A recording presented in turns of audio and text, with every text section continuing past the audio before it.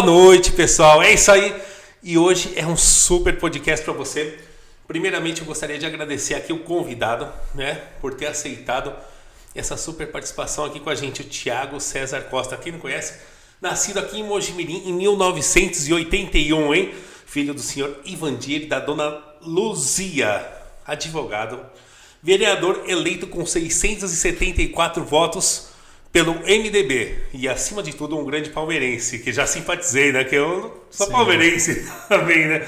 E um dos fundadores da Mogi Porco. Temos muito assunto para conversar com esse ilustre convidado aqui, meu amigo Thiago Costa. Boa noite, Thiago, tudo bem? Boa noite, tudo bem? Muito obrigado pelo convite. O primeiro mandato foi 674, o segundo foi 1083, só para... então eu peguei do primeiro ainda. Pegou no primeiro. Então, você foi, é muito importante lembrar isso que você falou, um dos vereadores mais votados aqui na região. Sim, sim. Olha que bacana. Município, sim. Então, o primeiro foi 674. Sim. E o segundo? 1083. Isso aí. Thiago Costa, muito obrigado por ter aceitado o nosso convite aqui. É um prazer recebê-lo, viu, Thiago? Prazer é meu e obrigado a todos aí. Estou à disposição para responder aquilo que tiver que falar aí. A vida é um livro aberto e vamos que vamos. E eu falo sempre para os meus convidados, né? A primeira pergunta, a primeira questão que eu faço, assim, e eu pergunto para o pessoal, qual que é a sua história, Thiago? O que você tem para contar sobre ela? Resumindo. A gente vai conversar tudo sim. depois, né? A minha história é uma história de superação, né? Uma história de uma família que nunca foi de, como dizem aí, de berço de ouro. Mas uma família honesta, que veio de Minas Gerais. Meu pai nascido em Ouro Fino, minha mãe Albertina. Uma família que veio de Minas na simplicidade, na humildade. Minha avó fazia cortinas e meu pai conheceu minha mãe dessa forma, dentro da casa da minha avó, ajudando a fazer cortina. Meu pai, desde os 7 anos, ajudou a família a se sustentar. Com 7 anos trabalhava de leiteiro e aí foi lutando até se formar com muito custo, casou-se com a minha mãe e se formou administrador de empresa. Você nasceu aqui em Mojimirim? Nascido em Mojimirim, na Santa Casa de Mojimirim mesmo. Que beleza! E aí a história que se resume em uma história de superação, né? Com os meus irmãos e com a minha família praticamente. Como foi sua infância, Thiago? E ninguém na política, tá? Ninguém político? Não.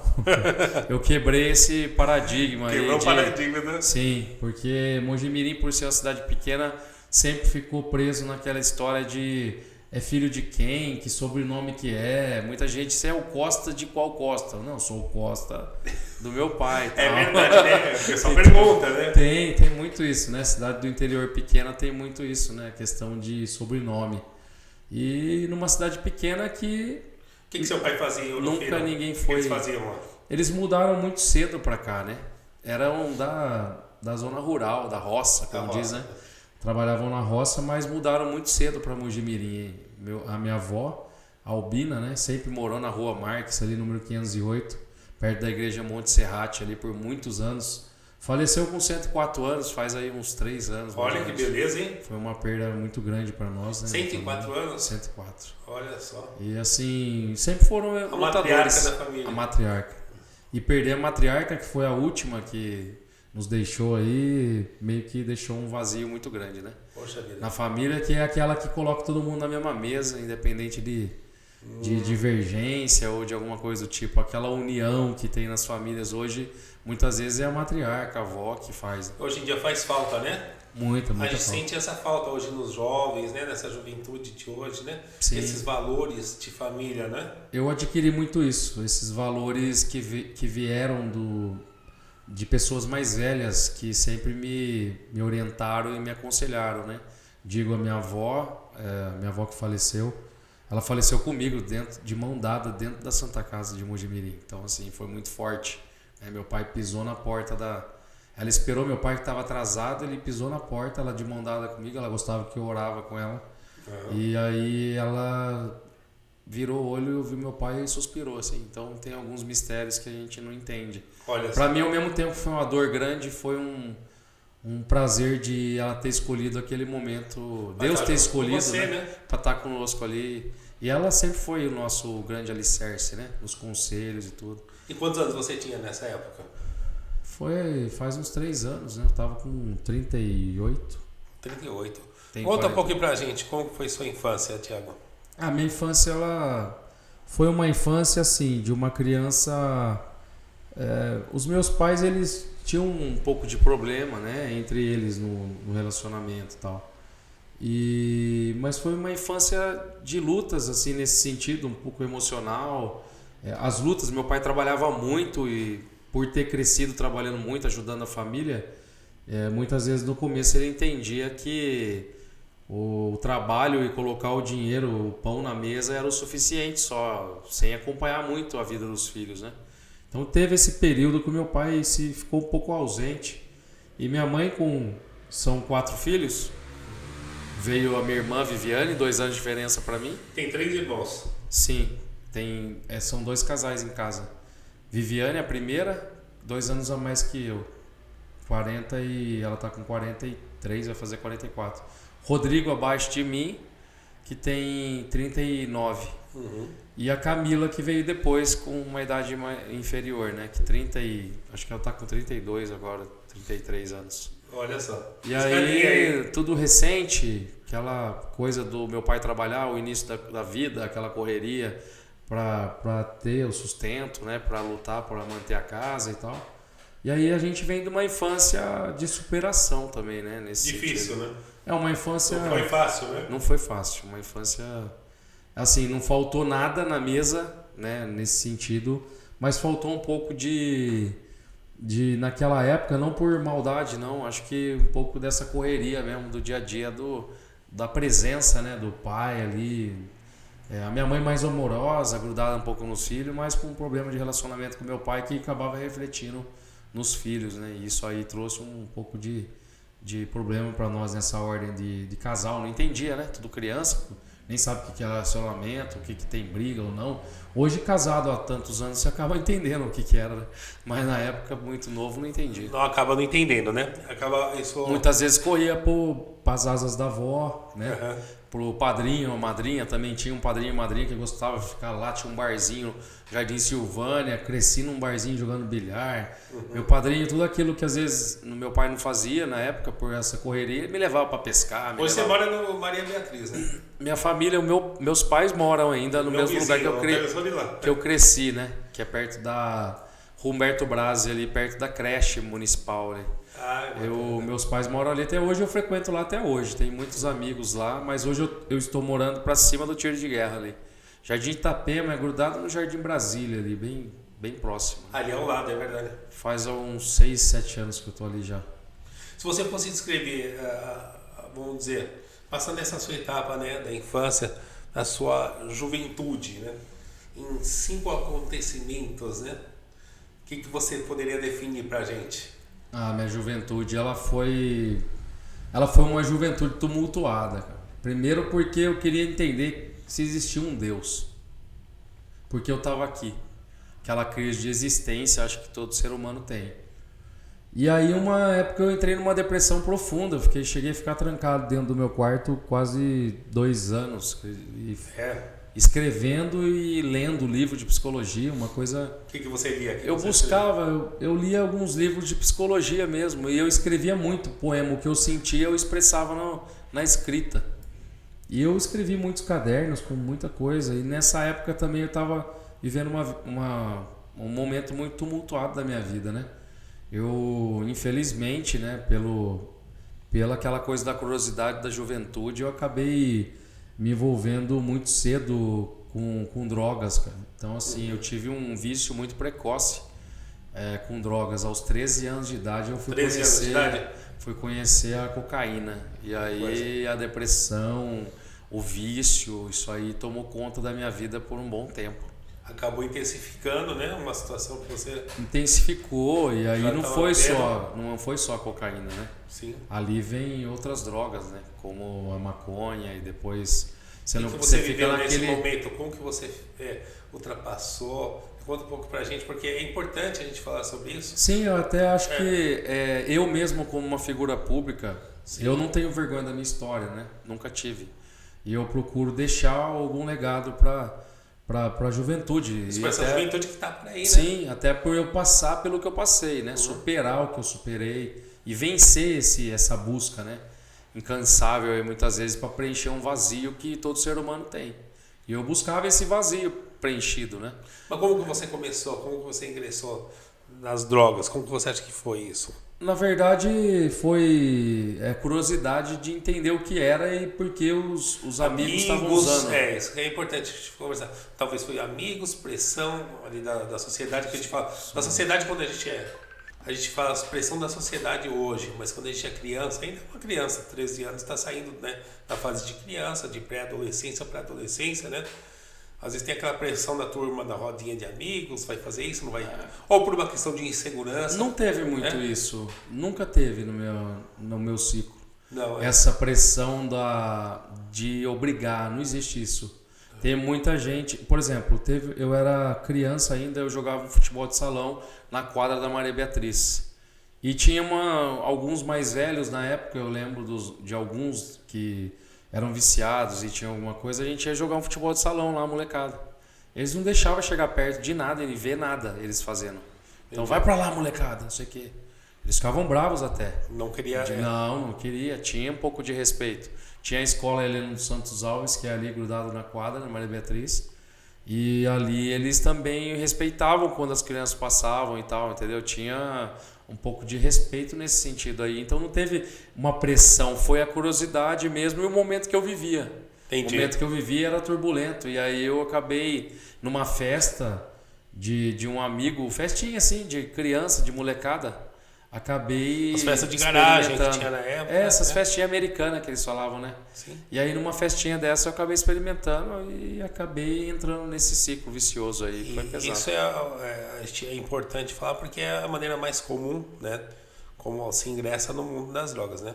E isso é muito importante que todo mundo saiba, porque para prevenir você que tem um filho, né? Sim.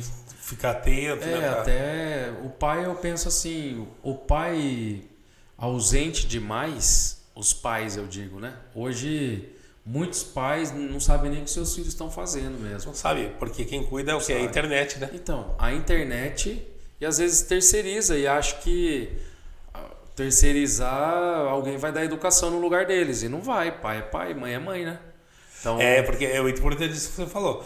O que vai educar é a escola, é o pai, né, Thiago? Não é escola, né? A escola ela não serve para educar a criança, né?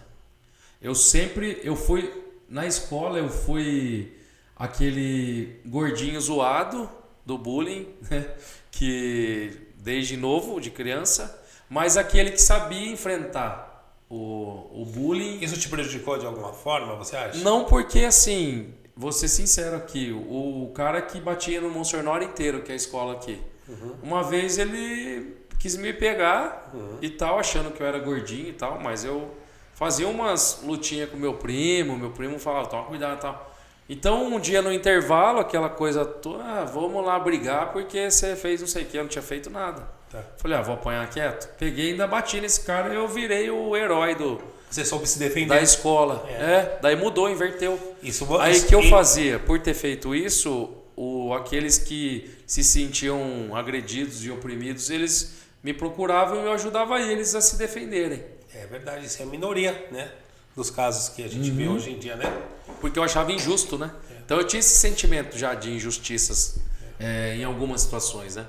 Os repetentes que achavam que já tinham mais rodagem e tal, e faziam graça para as menininhas, sempre teve isso, né? E aí achava que estava no direito de ofender o outro e maltratar. Então como eu vivia muito aquilo já desde criança, e para mim já estava superado aquela coisa do gordinho e tal.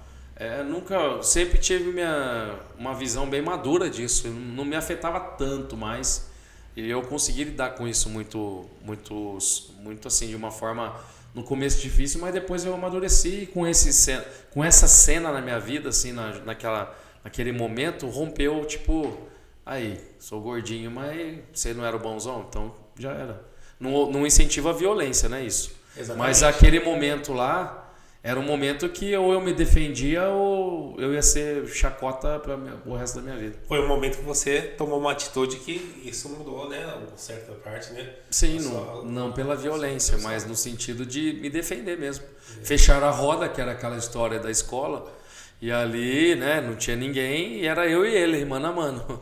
E foi assim que aconteceu, né? Bem novo. Então, eu quero saber, você contou essa parte difícil da sua vida, né?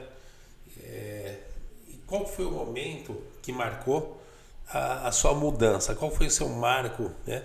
Você falou assim, nossa, agora mudei.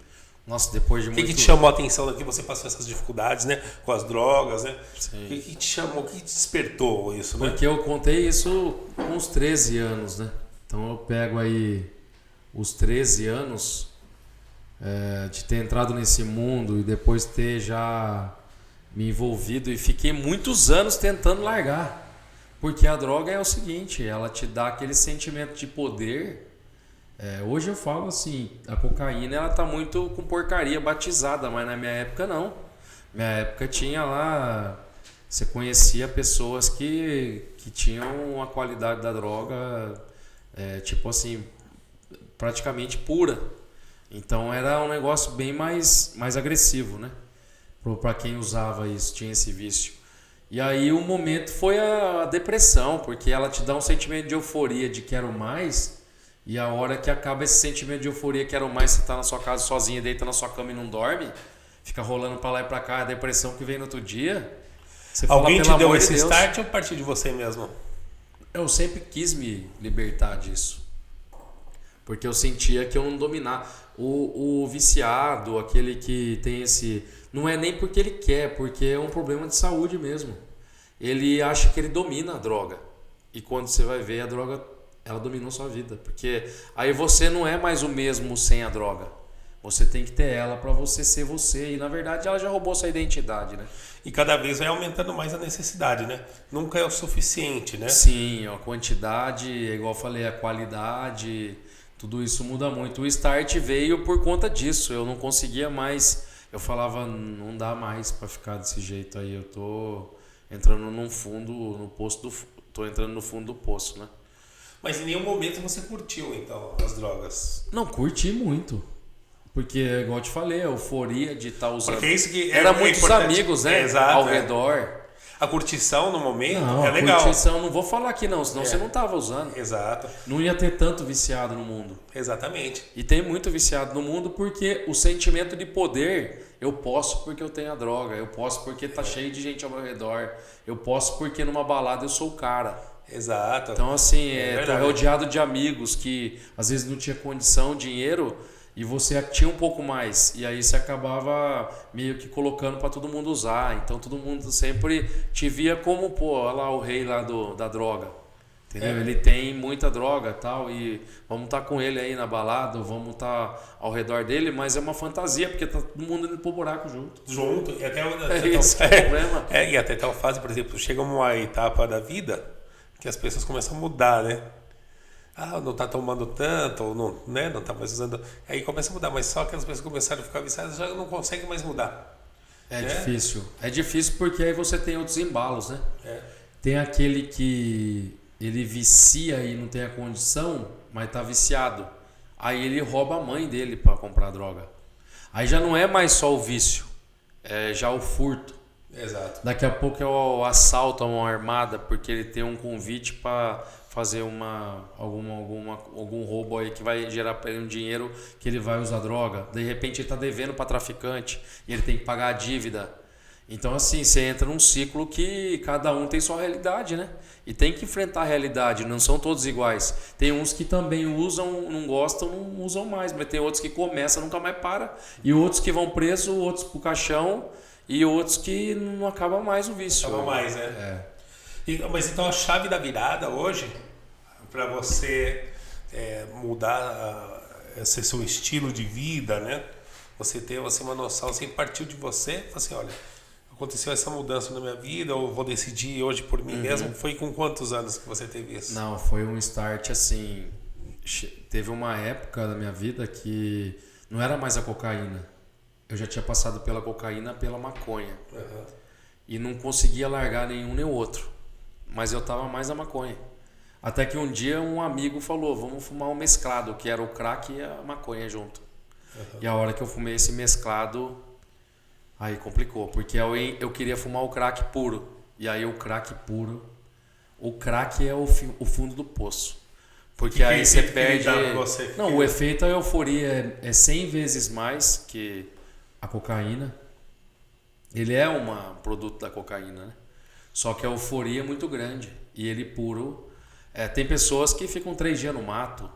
É igual eu te falei, a fissura é muito maior, querem ter o dinheiro, querem consumir. Imagina 3 dias no mato sem tomar banho, sem comer, sem dormir. Eu não ficava tanto assim, porque eu não tinha muito isso, mas chegou um momento que eu fui internado, eu tive que ser internado, minha família me internou, eu tava Essa viciado. foi sua chave? O fundo do poço foi... O fundo do poço também, você chegou. eu já tinha colocado um 38 na cabeça na casa do meu padrinho, que eu não conseguia me libertar da droga. Então eu cheguei, eu sabia onde ele guardava a arma, eu peguei a caixa, sentei na cama dele, eu lembro até hoje dessa cena.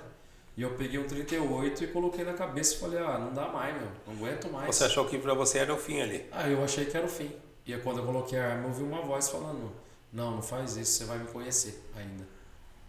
Eu na hora ouvi essa voz mesmo, dentro de mim. Eu abaixei e falei, não, chega. Quem te ajudou pra sair dessa? Meu pai, minha mãe, minha avó que faleceu, meus padrinhos que também faleceram. Perdi eles também, um de Covid, um de câncer, praticamente em 1 ano. Poxa vida. Foi assim, as minhas referências nos últimos 3 anos de conselho e tal, minha mãe, graças a Deus, tá aí, meu pai também, eles faleceram assim, nossa, muito rápido, assim, tudo um atrás do outro. Nós tivemos o Covid que foi bem difícil. O Covid foi pesado. A gente vai conversar sobre essa parte. Mas é muito importante você falar, né, que as pessoas que estão, né, ao nosso lado são as mais importantes, né? Sim, foi muito isso. Amigos assim, não adianta. Na hora da droga, da curtição, tá todo mundo no mesmo barco. Na hora de dar a mão, desculpa, mas são muitos poucos. Pessoal, eu ainda tenho poucos, tá? Por falta de informação, a gente não deve julgar, né? Por falta de informação, por medo, não sabe. Não é nem julgar, é viver a mesma coisa. E de repente mudou o rumo, tal, e se cada um foi para um lado. Só que assim, o que fez a virada, por exemplo, a virada da minha vida foi quando eu tinha perdido tudo. Tudo que eu falo, assim, eu falei, se eu não encontrar Deus agora, porque eu tinha uma busca incessante. Minha avó sempre foi muito católica. Minha avó, ela cresceu A minha avó, ela sempre foi muito católica e foi da questão da Umbanda. E aí acontecia, nós crescemos crianças, meu pai também era da Umbanda. Então nós crescemos num ambiente onde eles estavam com um centro, fazendo oração, aquelas coisas lá dentro era católico e Umbanda, a família. E ali eu fiz primeira comunhão no Monte Serrate e tal, mas eu ia lá, fiz primeira comunhão no Monte Serrate, na igreja na Vila Bianchi, mas eu falava... Mas também tinha a parte religiosa, espiritual da Umbanda. Tinha muito espiritual desses dois lados. E aí quando eu chegava na igreja católica, eu olhava e falava, Deus não está aqui. Eu sentia isso dentro de mim, tá? Não é uma questão de... Não é preconceito nem nada, até porque eu frequentei muito, nem era isso, nem sabia o que era essa palavra. Eu sabia que a minha avó orava muito por nós e ela rezava o tempo inteiro, a gente dormindo lá e ela em cima da gente. Porque há muito misticismo em cima da Umbanda, né? O pessoal não conhece muito, né? Sim, acha que é a macumbaria, aquela coisa pesada também, né? Tem muito isso, né? Mas ela envolve muito mais espiritual, né? Deus, religião, do que as pessoas pensam, né? Sim. E aí a gente cresceu nesse meio. E aí eu mesmo, quando eu ia nesses encontros e tal... Eu via todo mundo recebendo alguma coisa, uma palavra, e eu ia e não recebia nada. Falava, nossa, até aqui eu sou excluído, né? Tinha isso mesmo dentro de mim. E na igreja católica eu ficava lá, tal, fazia tudo que tinha que fazer, mas eu não sentia Deus, dentro de mim. E aí eu falava, eu preciso conhecer Deus. Eu tinha essa sede desde criança, não sei. É algo de mim, é algo da minha natureza. Tanto é que eu me questionei, né? Fiquei, por que eu vim? Por que eu tô aqui e tal? Essa existência, essa crise de existência eu tive muito, né? E aí foi essa virada quando meu pai... Acho que todo mundo tem, né? essa crise de existencialismo, né? Mas Muito. ninguém expõe isso, né? Não expõe porque é uma guerra interna, né? E hoje em dia ninguém quer mostrar as fraquezas. Todo mundo quer ser o fortão e eu nunca tive problema. E eu não, é igual eu te falei, não tenho vergonha da minha história. Eu quero escrever um livro, inclusive, que vai chamar O Labirinto da Vida, né? O menino que se perdeu, mas encontrou o caminho. Quero contar um pouco disso que a gente está aqui debatendo meio que sucintamente para deixar um legado de superação e de mostrar para as pessoas, para a juventude principalmente, que esse vazio pode ser preenchido de uma outra forma. Isso que eu ia perguntar para você agora, né?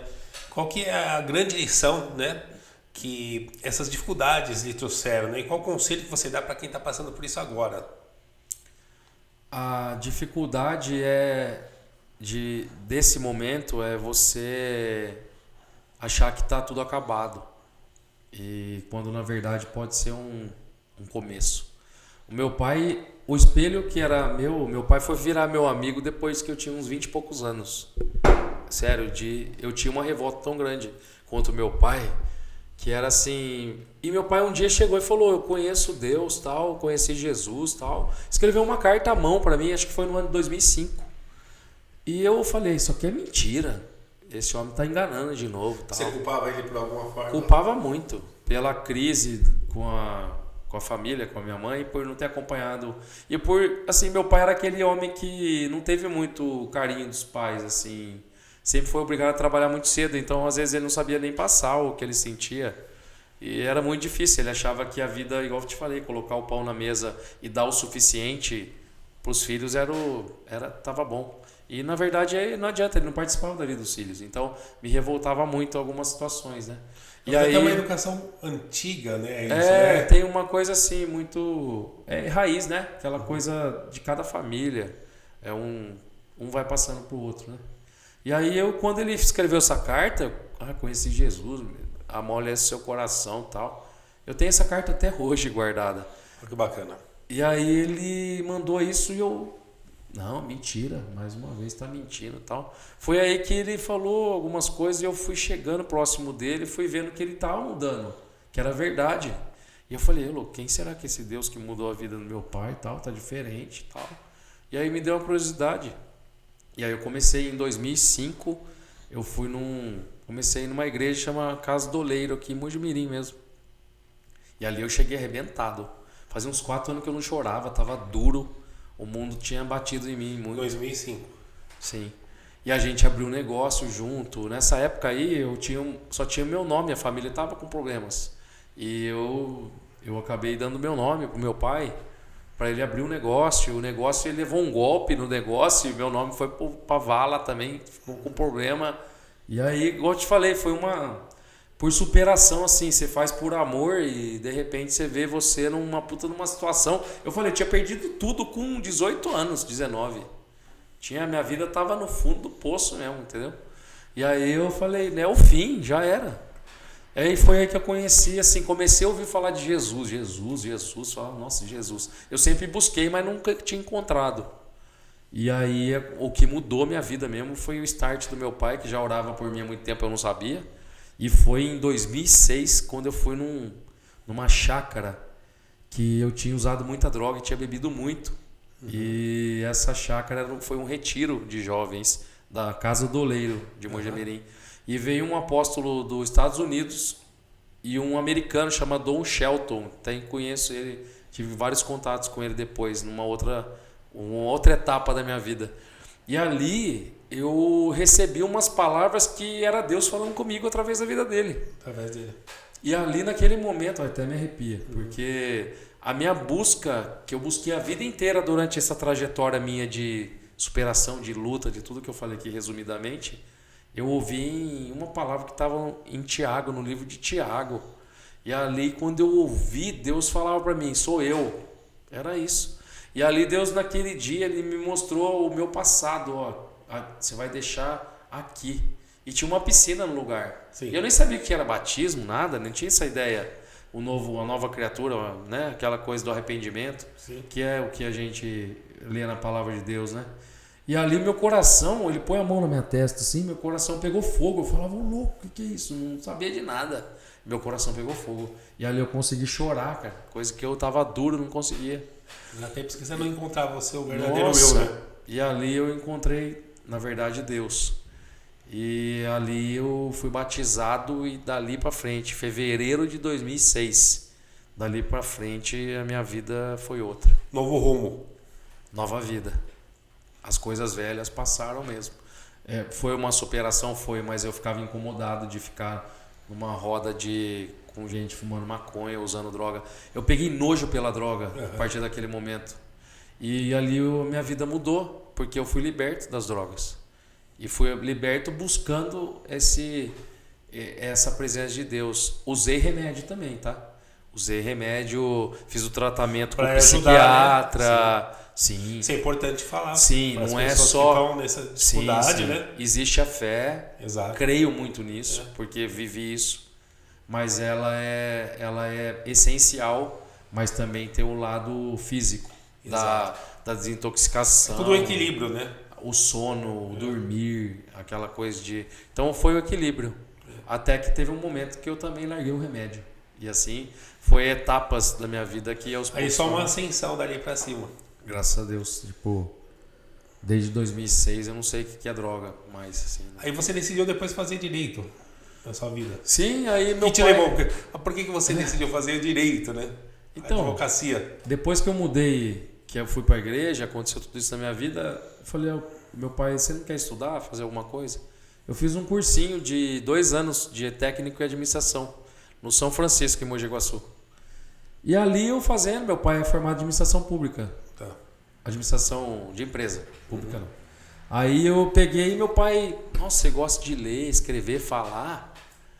Pai, o que o senhor acha de eu fazer uma faculdade e tal? Você gosta de escrever? Eu queria fazer administração, nunca pensei no direito. Meu pai, você gosta de ler, escrever, falar, por que você não pensa no direito e tal?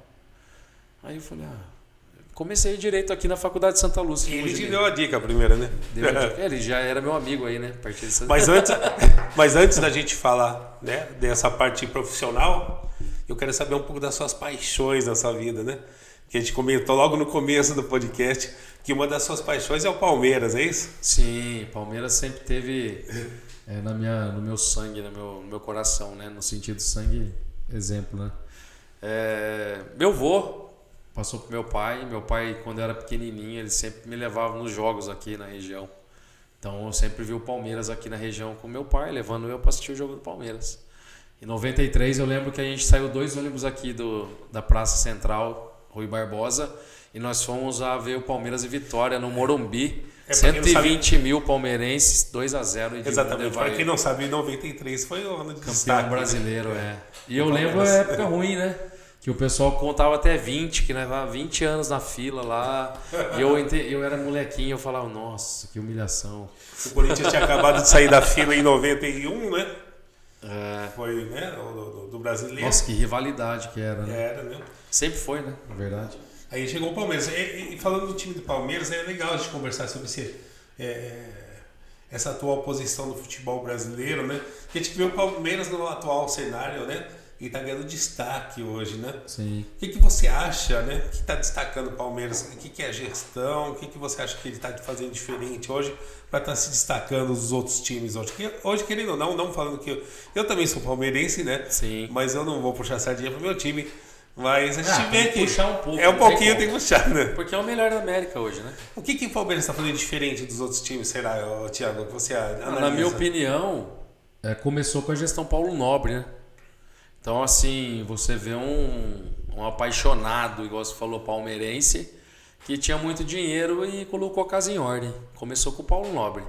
Toda aquela nova estrutura do Allianz Parque agora, né? Um Palmeiras muito mais profissional, muito mais organizado, né? Na gestão. E disso passou para a nova gestão. Depois veio o Gagliotti, veio a Leila agora, e com uma visão muito mais profissional, né? Então você tem um Palmeiras hoje muito profissional e com um técnico que está honrando a camisa e está organizando o time, motivando um time de uma forma que eu nunca vi até hoje, tá? É o que eu me lembro, Filipão e Vanderlei Luxemburgo, que passaram mais ou menos próximo, mas hoje pode dizer que o Abel é é o melhor do E Palmeiras. tem um respeito muito grande dos torcedores, né? Dos torcedores e dos jogadores também, né? O Abel tem um estilo de vibrar, de brigar como se fosse nós torcedores dentro do estádio, né?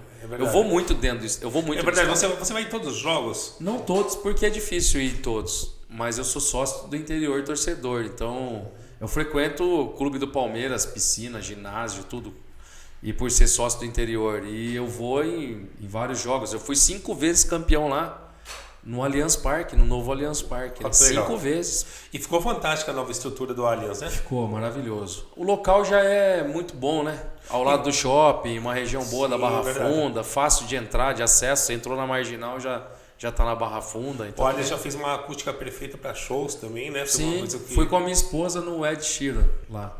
Muito legal. Ela queria muito assistir esse show e acabei presenteando ela meio de surpresa. E aí foi eu, ela e minha irmã nesse show. Então foi o único show que eu assisti lá, mas maravilhoso, a acústica e tudo que foi feito ali, muito bom.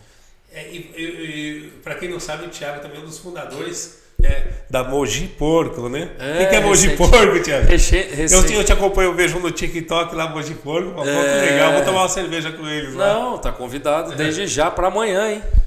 Amanhã nós vamos assistir Palmeiras e Cerro Portenho, ali a gente tá indo num beerzinho ali do Ederaldinho, chama Cultura Beer, na frente do Centro Cultural, ali a gente tá reunindo. E esse grupo foi criado porque, assim, é uma torcida, chama Torcida Desorganizada Mogi Porco. Então, assim, a gente fundou ele em 12, mais ou menos. A gente trocou ideia, vamos fazer? Vamos. Pra quê? Família, pai, filho, às vezes tem um sonho de assistir um jogo, a gente fecha as vans, tenta ajudar a pessoa a realizar um sonho. Uma coisa bem familiar, não é? Bem familiar, né? Bem familiar, amigos, o churrasco, o futebol, essa paixão de unir, né, no mesmo sentido. E Mojimirim tem muito palmeirense, né? Eu falo, vamos deixar uma marca de Mojimirim? É sem intenção de ter fins lucrativos, nada disso, apenas para tentar realizar sonhos aí, tentar ajudar. Essa paixão que é o Palmeiras, né? Eu não digo um hobby porque é uma paixão, o Palmeiras, futebol. É uma paixão, é um hobby mesmo, né? Cada um tem o seu, né? E tem o seu time. Porque brigar pro futebol eu não vou, né? Lá em casa, olha, lá em casa... A violência, né? Aquela coisa da violência, não. Lá em casa a resenha, tiração de sarro. Lá em casa minha mãe é corintiana, meu pai é santista, um irmão é São Paulino. Nossa, que maravilha pra zoar. Na fase que a gente tá. Então, sempre foi assim, sempre foi essa curtição, um brincando com o outro, mas no maior respeito, né? Sim, nem tem porquê, né? Não adianta levar muito, porque aí fica muito radical, né? Radicalismo hoje... Se divertindo, né? Seja no futebol, seja em qualquer lugar, acho que assim, perdeu, aceita a zoeira, filho. Exatamente. Porque quando ganha você não zoa. Então depois você quer ser o que? O chatão que não vai aceitar? Mas a gente vai conversar sobre radicalismo mais um pouquinho lá na frente, quando a gente fala de política. Isso é muito importante. Mas agora eu quero saber, eu queria que você fizesse uma analogia, né? Já que a gente está falando de futebol, do Palmeiras, estrutura do Palmeiras, o que aconteceu com o Mojimirim? Nosso clube Mojimirim. Né? Nossa, o Mojimirim, que situação lastimável, né? Desde quando eu cheguei a ver o Mojimirim Santos aqui numa semifinal de um Paulista, onde estava jogando Neymar e companhia, né? Foram pros pênaltis. Olha que beleza. Lotado o estádio, fiquei até no Bristo esperando para entrar, um tempão ali, uma fila gigantesca. Nossa. De repente você vê o Mojimirim na ascensão, quando o Rivaldo era o presidente, jogava junto com o filho, inclusive, saiu no Fantástico um dia que os dois fizeram gol no mesmo jogo. Olha que espetáculo. E depois ele negociou o Mojimirim Esporte Clube com um português, parece, salvo engano, e esse Luiz Henrique de Oliveira que está aí. E de repente o Mojimirim saiu do topo pro abismo e não parou mais. Acabaram com o Mojimirim Esporte Clube. Então essa gestão que está aí do Luiz Henrique de Oliveira, que veio com o pessoal de fora aí, e trouxe de fora, não sei que região de São Paulo é, mas ele veio e praticamente qual a solução para o nosso time de Mojimirim? Destruiu o Mojimirim. Hoje está uma guerra violenta na justiça, né? Havia um recadastramento de sócio. Eu sou um dos 68 que estava para votar na próxima eleição que estava marcada aí para julho, 29 de julho. Agora o Luiz Henrique parece que conseguiu uma liminar, um agravo de instrumento no Tribunal de Justiça de São Paulo e meio que suspendeu, alguma coisa assim. Eu não tenho posicionamento ainda porque eu não sei, o advogado não falou nada ainda do clube aí, né, dessa briga que está interna Era um grupo do Henrique Stort que seria lançado teria o meu voto inclusive, né, para entrar.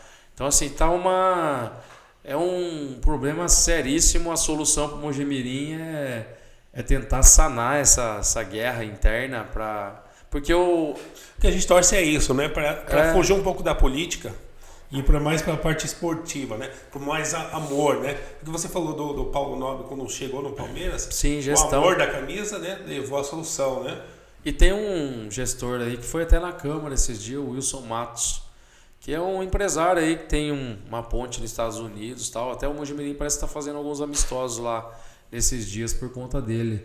E ele está tentando levantar o Mogi, pagando as despesas certinho, fazendo um trabalho bacana com o pessoal do Sub-20, fez da categoria de base ali, Mojimirim tá tentando voltar a respirar um pouco aí, mas assim, a gente precisa de muito mais para tentar voltar a ser o sapão da Mogiana, na época de Carrossel Caipira, que eu ia muito com meu pai no estádio, né? Dá gosto de ver, né? Dá gosto. Vai o Chaves, quando eu ia com meu pai, era arquibancada de madeira, né? O meu pai ficava com medo de eu cair no vão lá embaixo. É um belo estádio, né?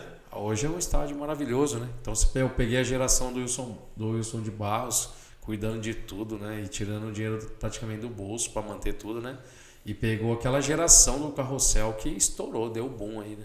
E foi uma geração muito vitoriosa. De repente você vê um Mojimirim assim, que carrega o nome da nossa cidade. O mundo inteiro carregou. Hoje vê nessa situação, né? É um patrimônio que não pode se perder. Só que é um patrimônio privado. Não adianta misturar. Muita gente fica, e você como vereador não pode fazer? Não posso fazer nada. Lá existe um estatuto que tem que ser respeitado, não é uma entidade pública. Entendi. É uma entidade privada. Ninguém vai pegar o poder público, não pode entrar dentro da sua casa e falar, eu vou mandar na sua casa. E eu faço o que eu posso, mas além disso não. Vai até onde, né, vai as alças da justiça. E eu vou falar para você que esse ano é ano de Copa do Mundo, né? Assim, atípico, primeira Copa do Mundo que vai ser disputada no inverno, né? Fora do período, né? No inverno lá no país, né? No Catar. Imagina lá, né? Mas é sempre calor. Mas a gente vê que vai ser uma Copa atípica. Eu não lembro os horários dos jogos, né? Mas qual que é a sua expectativa para o Brasil? Você acha que o Brasil leva essa Copa? Olha, eu vou ser sincero pra você, tá? É óbvio que eu vou torcer pro Brasil. Mas o futebol brasileiro, pra mim, ele regrediu muito. No sentido assim, pra quem viu a Copa de 94, que eu era um moleque praticamente. Mas pra quem viu a Copa de 94, com Romário, Bebeto, puta timaço daquele... Eu vou falar sinceramente, não tinha jogador Nutella. Vou ser sincero aqui. Qual que é a diferença daquela época? Não, pra mim eles tinham mais raiz, mais prazer em jogar futebol. Hoje tá muito TikTok, muita frescurinha, chuteira rosa, verde-limão, dancinha, muito mimimi. Muito marketing. Não, o futebol tá muito mimimi, vamos falar real aqui. Então ficou um negócio chato às vezes de assistir. Você lembra quando Edmundo jogava, provocava o jogador contrário? Sim. E vice-versa, pegava Marcelinho, Edilson, mó guerra no campo, mas aquela guerra saudável de provocação, Viola imitando porco. Hoje não pode fazer nada. Você acha que o mundo tá mimimi ou não? Não, o mundo tá mimimi, é a geração do cancelamento, não pode falar nada, não pode fazer nada. É ou não é? Sim. É o politicamente correto. Só que assim, o futebol brasileiro perdeu pra mim um pouco esse encanto. Porque antes é aquele sambão de raiz, tal, aquela coisa... A raça? Você acha que perdeu a raça? Eu não sei, perdeu um pouco a raça. Você pegava Romário, Ronaldinho Gaúcho, o Ronaldinho Fenômeno, estourou os dois joelhos na Copa de 2002, o que ele fez? Acabou com a Copa. Nossa, destruiu a Copa, foi o melhor jogador do mundo. Ele e o Rivaldo aqui de Mogi, né? Nossa, Rivaldo jogou muito, né? Tipo, você pega o Rivaldo jogador jogou demais. Tipo... Acho que um dos melhores meia esquerda do mundo, né? O Rivaldo, né? Como jogador, como presidente. Como jogador. Deixou né? A desejar muito aqui em Mojimirim. A gente sente, né, essa diferença, que às vezes a pessoa assim, aventura para uma área que não é, né, dela. Sim. Sentido essa dificuldade, né? Não era a praia dele, né? Ele tinha muito procurador que cuidava das coisas dele. Né? Mas quem que ganha essa Copa, você acha? Eu espero que seja o Brasil, né? Porque, igual eu falei, eu sou brasileiro. O coração de brasileiro, você quer que seja o Brasil? O coração do brasileiro vai ser sempre brasileiro. Mas você pega uma Alemanha, uma Bélgica, você pega uns times aí que vai ser fácil não. O futebol inglês também, ele mudou, ele Você acha da amadureceu França? muito. Nossa, a França é uma máquina, né?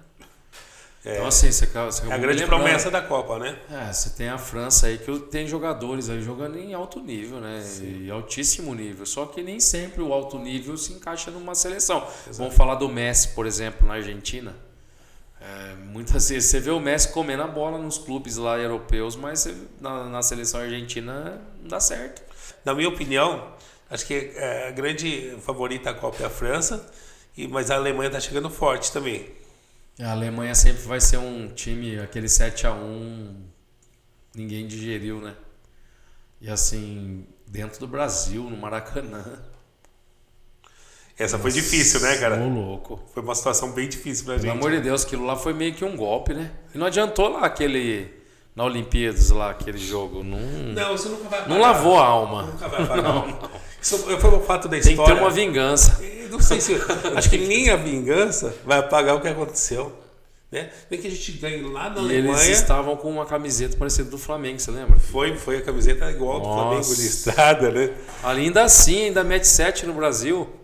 Ô, louco, foi muito humilhante. Foi. A gente fica triste, o pessoal fala, mas será que teve jogo vendido? Essas coisas. O que você acha que existe isso? Eu não acho disso. Eu acho que muitas vezes pode ter existido um patrocínio obrigando algum jogador que não está bem jogar, uma pressão de marketing, sei lá. Mas eu acho que existe um pouco isso. Eu penso, na verdade, mas não tem prova. Então, de que a Nike fala assim, no meu uma jogador vez o tem que Edmundo jogar. deu uma entrevista dessa, do Ronaldo, você lembra? Sim. Da 98, a Copa? Lembro. Que ele falaram que ele teve uma convulsão e obrigaram a colocar ele e não pôr o Edmundo, que estava no auge. O Edmundo deu uma entrevista assim.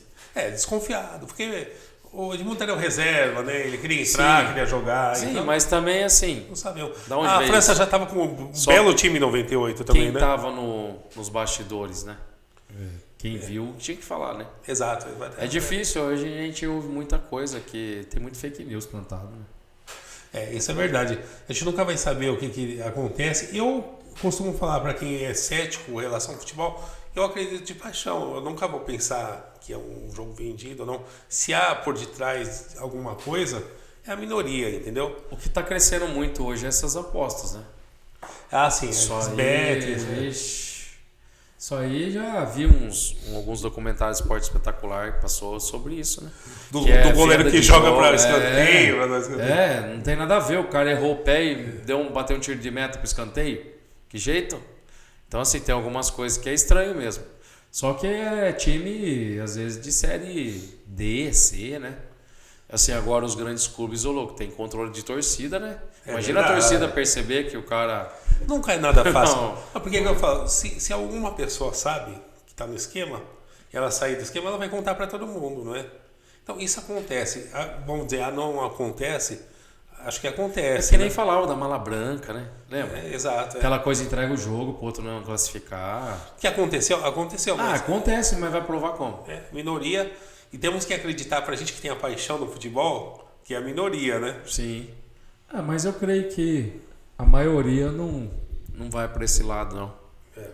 Acho que assim, a própria torcida de grandes clubes aí, ela força um pouco o cara dar o sangue no campo, né? Essa coisa... Eu fiz o corredor verde lá contra o São Paulo, da Mancha Verde, que saiu da Barra Funda para chegar no Allianz Parque. Eu tava lá junto. A pressão, né? O 3-1 no Morumbi, o ônibus saindo lá, lotado o corredor alviverde, com fumaça, com torcida, esperando os jogadores chegar com o ônibus, passando no meio de todos nós lá. Louco, maravilhoso. Isso é verdade. Que jeito que o cara não vai dar o sangue dentro do campo? Chegou lá, o Palmeiras dentro do campo tava voando. Tava voando. Isso E faz 4-0 foi um dos jogos mais emocionantes da minha vida dentro do Allianz. Isso que o pessoal às vezes não sabe, né, Thiago? Do que acontece por detrás ali, né? Não sabe. Mas por que o Palmeiras ganha de 4-0? Ele vai lá e põe no canal e fica vendo os 90 minutos. Só que ele não vê os bastidores. Foi todo O que a torcida fez, o que a torcida foi na porta do treino, receber jogador, motivar, entendeu? Então, assim, tudo isso, o jogador se sente motivado, né? A dar o sangue e produzir ali e trazer a vitória pro clube. Você tem uma facilidade muito grande para se comunicar, né? Para ser um orador. Eu Sempre foi assim? Sempre. Eu tenho... É que nem eu te disse, quando eu fui pro direito, meu pai falou, nossa, você gosta de escrever e de falar, então por que você não vai fazer direito? E aí entrei no direito, mas eu sempre fui bem comunicativo, sempre gostei de expressar meus sentimentos aí, sempre gostei. Isso contribuiu para você, né? De que forma que você acha que isso contribuiu para o seu sucesso hoje, né? Contribui porque a advocacia exige a escrita e muitas vezes a oratória, o convencimento. A política também. A escrita e a oratória também. Mas no geral a comunicação é importante. As redes sociais deixou muito frio a comunicação. A escrita é fria, tem que tomar cuidado com isso, parece estar sendo agressivo às vezes, não é? Não está passando aquilo que você quer passar. Não verbaliza, né? Não verbaliza, fica complicado. E também, hoje em dia, como eu te disse, não é a preocupação com o cancelamento, mas hoje em dia a geração do cancelamento é muito forte, né? Então, dependendo da sua opinião, alguma coisa que você pensa, se for mal colocado, com certeza pode trazer consequências sérias aí. Então tem que tomar um pouco de cuidado. Porque hoje o pessoal potencializa. E até né? a brincadeira, né? Exato. Antigamente, vou ser sincero, na rua da nossa casa tinha o gordinho, os outros apelidos. Que tal. fosse, né? O pessoal Hoje em dia você não pode falar nada. Pessoal Às vezes até carinhoso você fala pro seu amigo.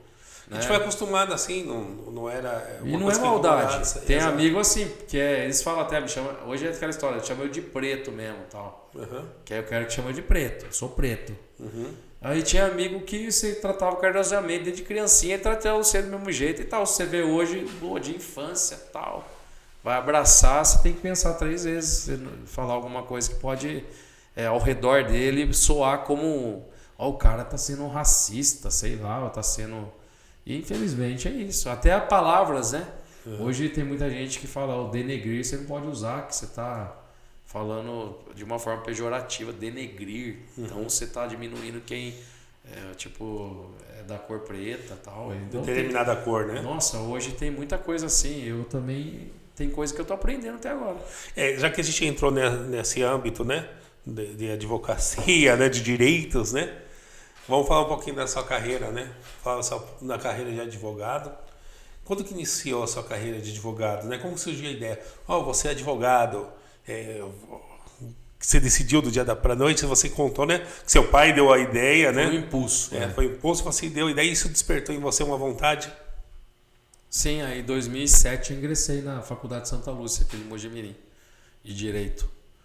E aí comecei a faculdade com muita dificuldade no começo, muita teoria pesada. Falava, nossa, o que eu estou fazendo aqui? Às vezes pensava, porque é muito pesada a teoria. E aí, de repente, foi amadurecendo, né? 2007 eu fiz essa parte. 2008 eu já estava no estágio, no escritório. Estava fazendo 3 estágios ao mesmo tempo. Que legal. Fazia Mogi Guaçu, parte de trânsito, o núcleo de faculdade de prática jurídica e família aqui em Mogi e o escritório de advocacia. Então rodava os 3 locais de estágio para poder ter bagagem, né? E ali minha formação foi dessa época para frente ali, foi me lapidando um pouco na prática junto com a teoria e foi ali fazendo. E entrei maduro na faculdade, né? Por entrar maduro eu absorvi muito. Aproveitou mais. Aproveitei mais, porque se eu entrasse muito imaturo, pode ser que eu queria curtir muito e esquecia da formação. Isso é verdade, né? Acaba acontecendo. Por isso que não dá para ficar obrigando a juventude hoje. Às vezes você quer que seu filho seja uma coisa que ele não quer. Não adianta ele ser forçado a ser uma coisa que ele não quer. Eu lembro quando meu pai ficava me cobrando: você não vai ser nada. O que você quer ser? Eu não sei. O que você vai fazer? Eu falava: eu não sei mesmo. E aí ele achava ruim porque eu falava: não sei. E eu não sabia mesmo o que eu ia fazer. Daí eu pegava e ficava: nossa, eu não vou ser nada. Você já acha que você não é nada. Então é ruim isso aí. Então assim, deixa o seu filho descobrir os dons dele, os talentos dele, de repente direciona para o lugar certo. Porque não adianta ele ser escravo de uma coisa que o pai e a mãe quis que ele fosse. Então ele tem que ser com prazer de exercer a profissão, de trabalhar naquilo, se dedicar, estudar, se formar. E aí não vai ser um peso para ele nem para a família, né? Porque de repente ser algo que não vai vingar, não vai dar fruto e mal sucedido, não adianta nada. Deixa ele descobrir o caminho dele, a história dele. Você atua com direito Você entrou em 2007, você formou em 2011, 2012, né? Sim, minha turma em 2011. Como que é? O que mudou no mercado da advocacia desde lá com a internet, né? Que você pegou logo aquele início, o boom da internet, início né? da internet, né? 2012, né? Nem era muito, né? É. Sim, 2007 não tinha muito, né? Já era meio escasso. Sim. Mas a internet mudou muito, né? A advocacia em si, porque acho que é principalmente nessa área da propaganda e marketing. Hoje tem o Dr. Google, né? O pessoal Nossa, o Dr. Google é perigoso. Não, o pessoal é muito assim. Nossa, doutor, é tão fácil fazer tal coisa. Tá. Eu demorei 15 anos estudando para te dar a resposta aqui. Exato. E aí ele acha que é assim, mas eu procurei na. Aí ele consulta o Google e acha que o Google vai receitar para ele tudo que ele quer. É uma mania do brasileiro, né? Tanto na área médica quanto na área da advocacia. Isso aí é perigoso também, né? Sem falar a concorrência que é desleal, faz tudo, mas não faz nada, né? Como que era o mercado naquela época? Mudou alguma coisa para hoje? O mercado mojimiriano sempre foi os da velha guarda, como se dizem, né? Os escritórios mais procurados, tal, aqueles mais badalados que já tem um pouco mais de bagagem. Que eu tive uma escola aqui em Mogi, né? De uma bagagem boa também De pessoas que já estão no direito há muito mais anos que eu. E eu respeito, foi minha escola, minha bagagem. Mas assim, o que fazia tese, o que ficava ali, não tem valor nenhum, né? Se agrega valor para o escritório que você tá, a banca que você tá, que você não é sócio. Eu não fui sócio do escritório que eu fiquei praticamente 8 anos, né? Eu fui um braço, um trabalhador. Registrado com meus direitos lá trabalhistas, mas fazendo meu papel. Mas ali foi minha escola, né? De prática, de discussões, de debates, de teses. Sem falar nisso, tem as consultas gratuitas, né? Que os advogados Nossa! E na política? Também comum, né? E na política, então? Ô, doutor, mas só uma dúvida. Só uma E dúvida, família? né? Esses dias eu até postei um negócio de honorários lá. Foi bem interessante, o pessoal deu risada pra caramba, né? Quebrar o galho custa X. É só uma olhadinha. Só dá uma olhadinha. Isso é verdade. Só dá uma olhadinha. É bem interessante esse, depois eu te mando. Nossa, é muito engraçado. Tem lá tudo que encaixa. Tipo, família, consulta em família, X. Dá uma olhadinha. É isso. Só dá uma passadinha de olho aqui. Pô, não dá, né?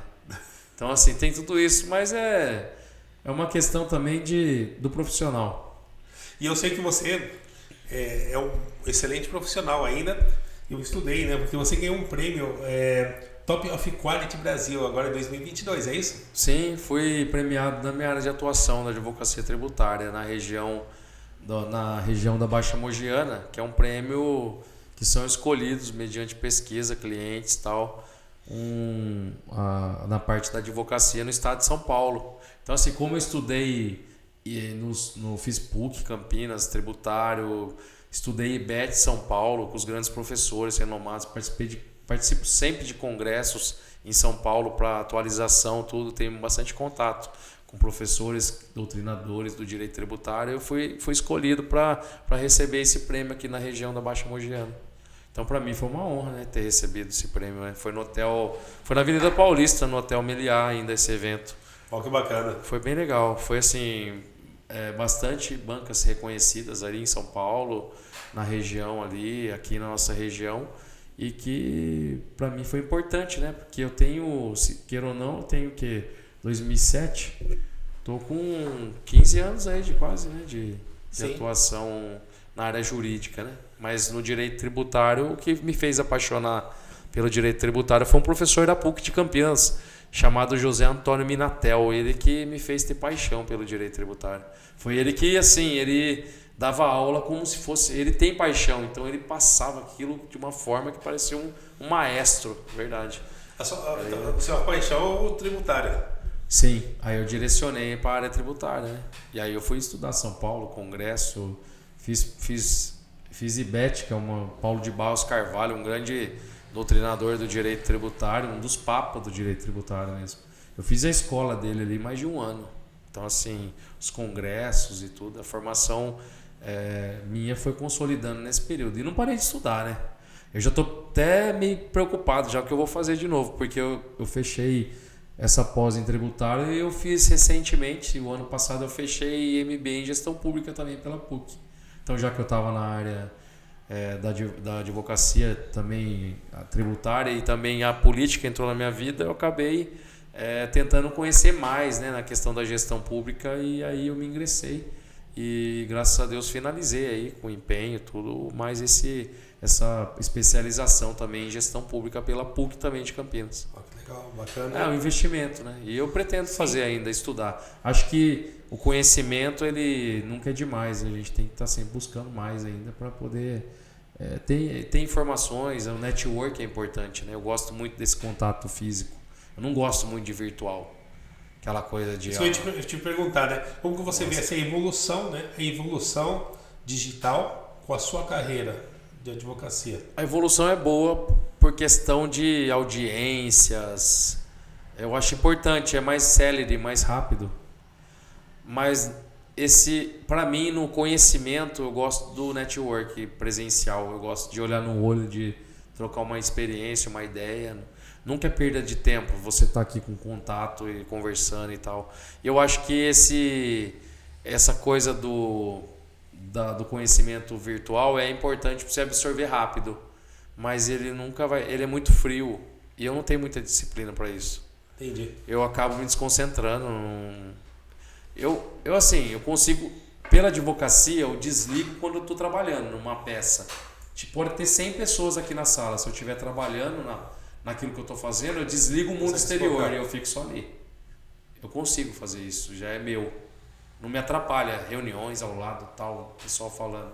Só que para eu absorver o conhecimento numa aula online, ao vivo ali, eu já não sei, vai me desgastando, eu vou ficando apreensivo. Eu gosto do contato pessoal mesmo, eu gosto de sala de aula mesmo, estar sentado ali, anotando, todo mundo junto, trocando ideia. Eu gosto disso. E para quem está começando agora, está pensando em ingressar nesse ramo, né, de advocacia, qual que é a dica que você dá hoje? Hoje, muita leitura, muito estudo e não desista. Você gosta de ler? Muito. Qual Hoje eu leio até literatura bula. preferida? Hoje eu leio até bula. Médio. Oi? Sua literatura preferida hoje? Hoje eu foco muito no direito, mas hoje eu tenho lido muito, tenho buscado muito a questão, um pouco mais a questão mais espiritual hoje. Tenho buscado alguns livros de fortalecimento nessa área, mas é óbvio, eu tenho que ler o tempo inteiro leis que estão dentro da Câmara Municipal, então assim... A literatura preferida hoje tem sido me debruçar em cima de leis que chegam, que tem que ser corrigidas, que se tem algum problema ou não na hermenêutica, na própria escrita dela, entendeu? E hoje eu tenho focado também a minha vida, né, nessa questão do ser humano mesmo, essa coisa assim de tentar escrever algo. E igual eu te falei, essa questão do livro aí, né? Então estou preparando algumas coisas para tentar escrever esse livro e finalizar ele. Estou debruçado um pouco em cima disso. É isso aí, galera. E você que está ligado aqui, super patrocínio, parceiro aqui, Restaurante Santa Cruz, para você que procura qualidade e variedade, com tradição de mais de 60 anos. Temos aqui no Restaurante Santa Cruz, sem contar com o Buffet Santa Cruz, oferece o melhor buffet da região. Você liga aqui pro pessoal e vai agendar uma visita, você vai conhecer aqui o Buffet Santa Cruz.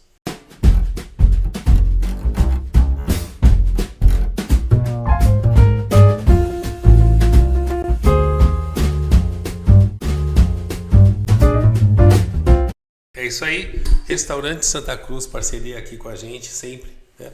Vamos indicar aqui para vocês, só ligar aqui 3806-2822, Restaurante Santa Cruz, qualidade e tradição.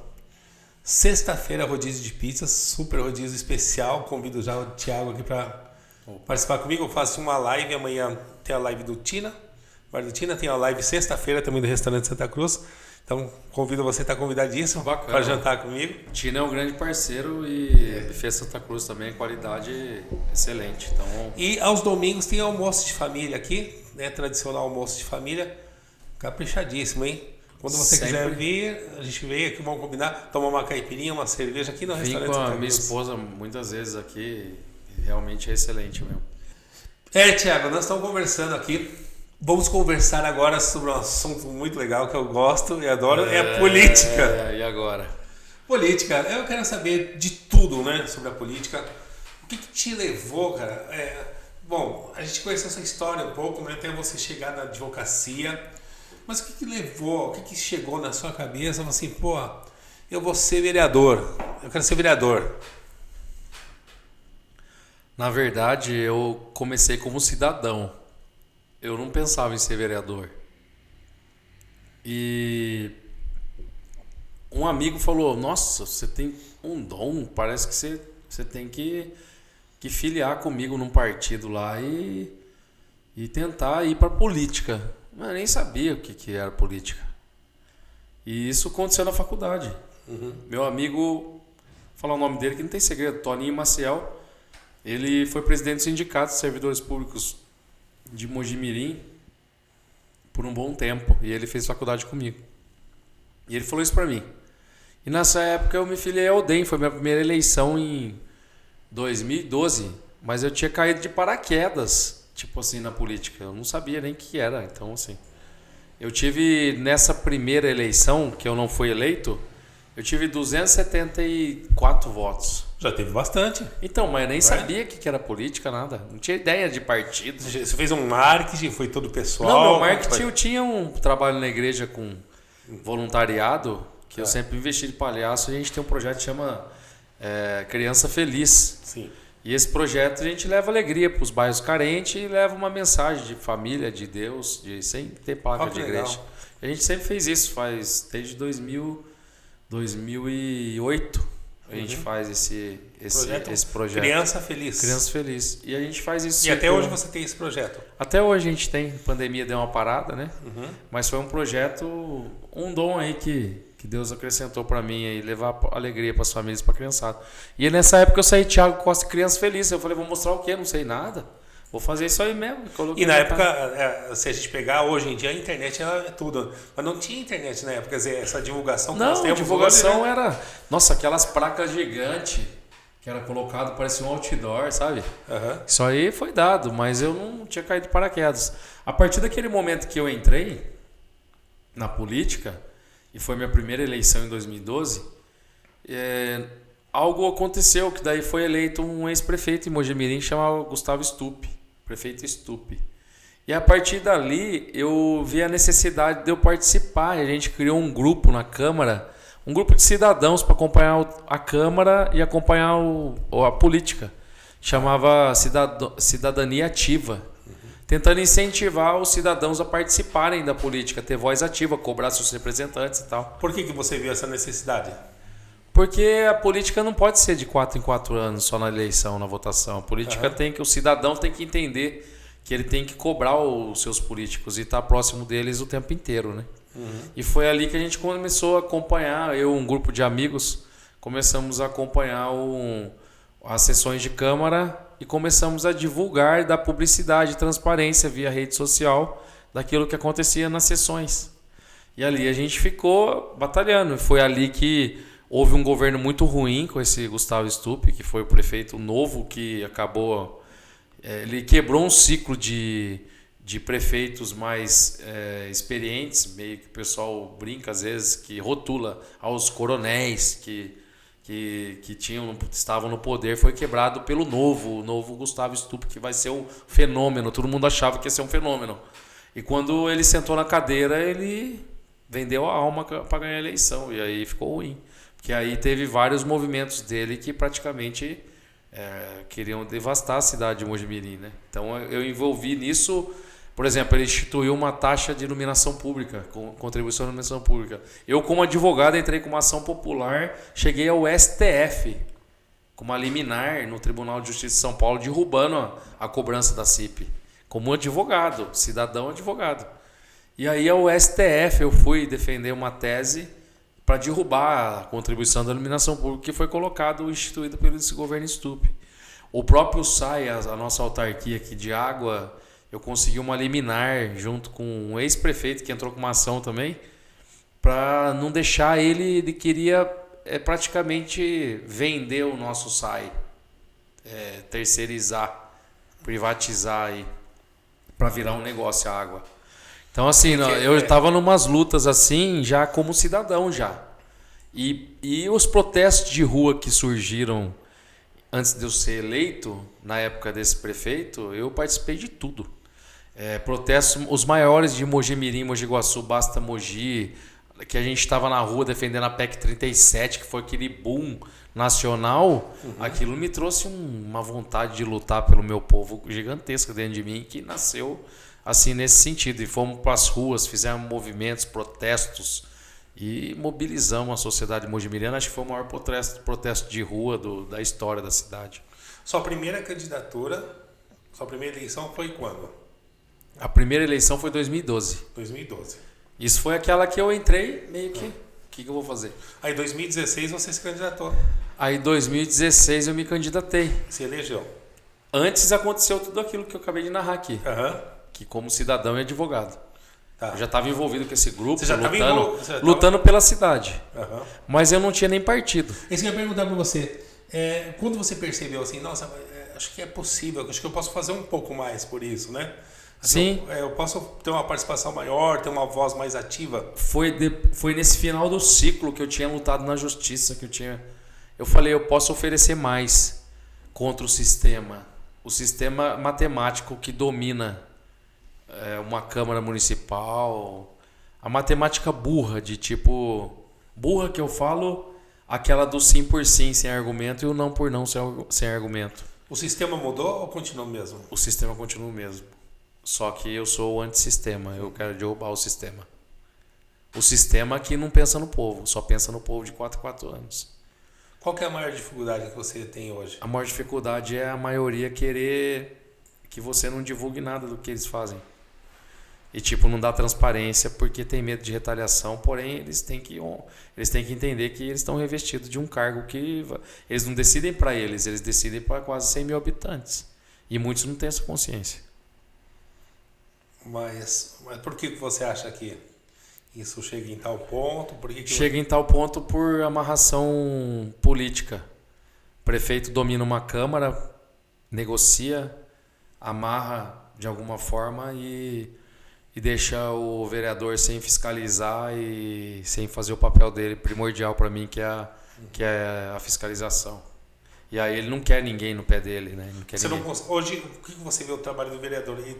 Ele consegue fazer o trabalho dele? Consegue se ele for independente. E eu, pela Constituição, eu luto pela independência dos poderes. Eu não quero ver o Poder Legislativo um puxadinho do Executivo. O Executivo mandando e desmandando, fazendo o que quer, porque ele tem uma maioria. É isso. Hoje, qualquer prefeito quer ter a maioria numa Câmara, senão ele não consegue tocar uma cidade. Porém, nem tudo ele precisa ter esse domínio. A Câmara tem que ser independente. Ela não pode ser ela não pode se curvar. Ela tem que exercer o papel dela. E um dos maiores papéis é o fiscalizar. E quando eu fiscalizo, eu sou o alvo. Eu viro o alvo porque eu fiscalizo muito. No governo Carlos Nelson eu fiz isso. E no governo Paulo Silva eu tenho feito muito isso também, porque eu mantenho o meu papel. Eu não vou prevaricar no exercício da minha função. Eu vou exercer minha função. Eu vi um vídeo seu, não sei se eu posso comentar sobre isso. Comenta o que você quiser. Que você estava reclamando que você estava tendo sua palavra cassada. Alguma coisa a parte disso. E eu gostaria que você comentasse sobre isso. Foi ontem. Eu achei que foi uma coisa recente, né? Foi ontem, na sessão de ontem. Eu nem comentei isso com você, mas eu vi. E eu falei assim, nossa, mas o que será que aconteceu? Então, eu gostaria de saber o que ocorreu, né? Para você expor esse... Para me agir dessa forma, né? Exato. É como eu te disse, o domínio do Executivo amarrou uma presidência da Câmara Municipal de Mojimirim. Eu falo com prova e abertamente. A articulação política deles colocou uma mesa na Câmara, mesa administrativa, composta por 5 vereadores. E uma articulação elegeu uma presidente, que é a atual hoje. E essa articulação também quis compor as maiores comissões, pelo domínio do prefeito. O prefeito quis compor todas.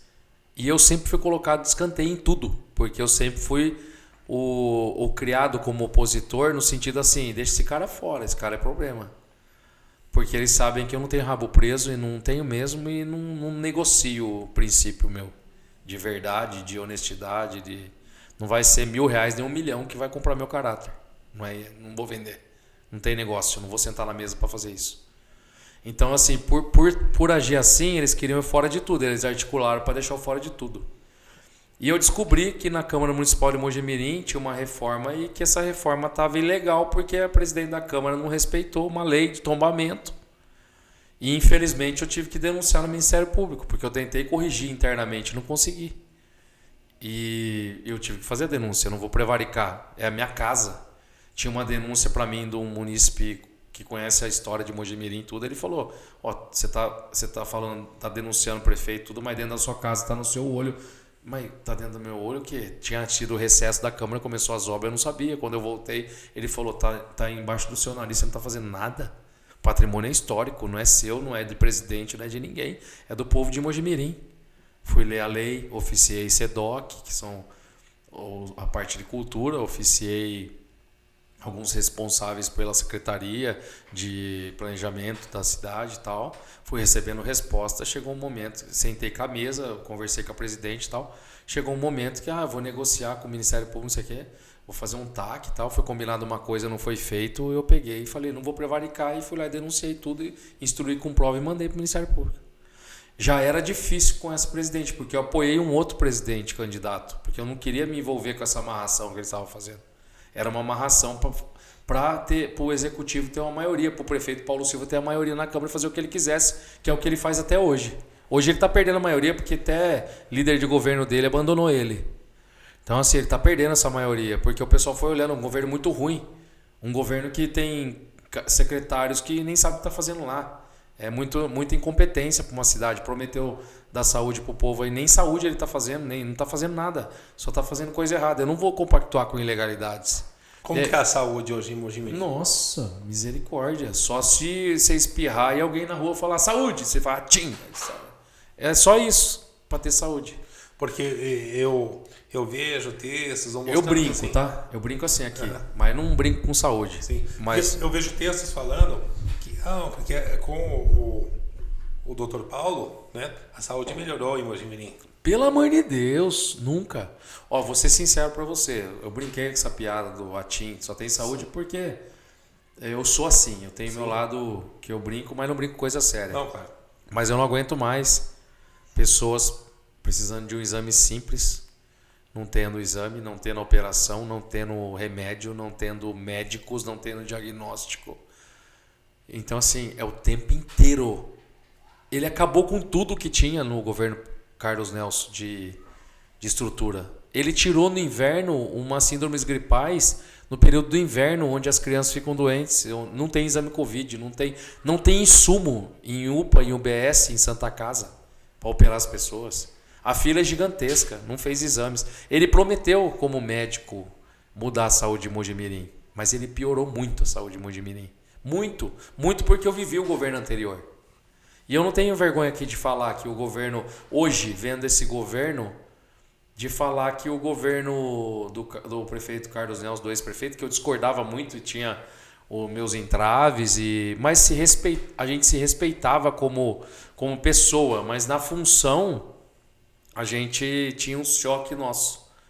Mas ele chegou aí comigo para Brasília para a gente resolver o Laranjeiras, que estava 40 anos sem resolver.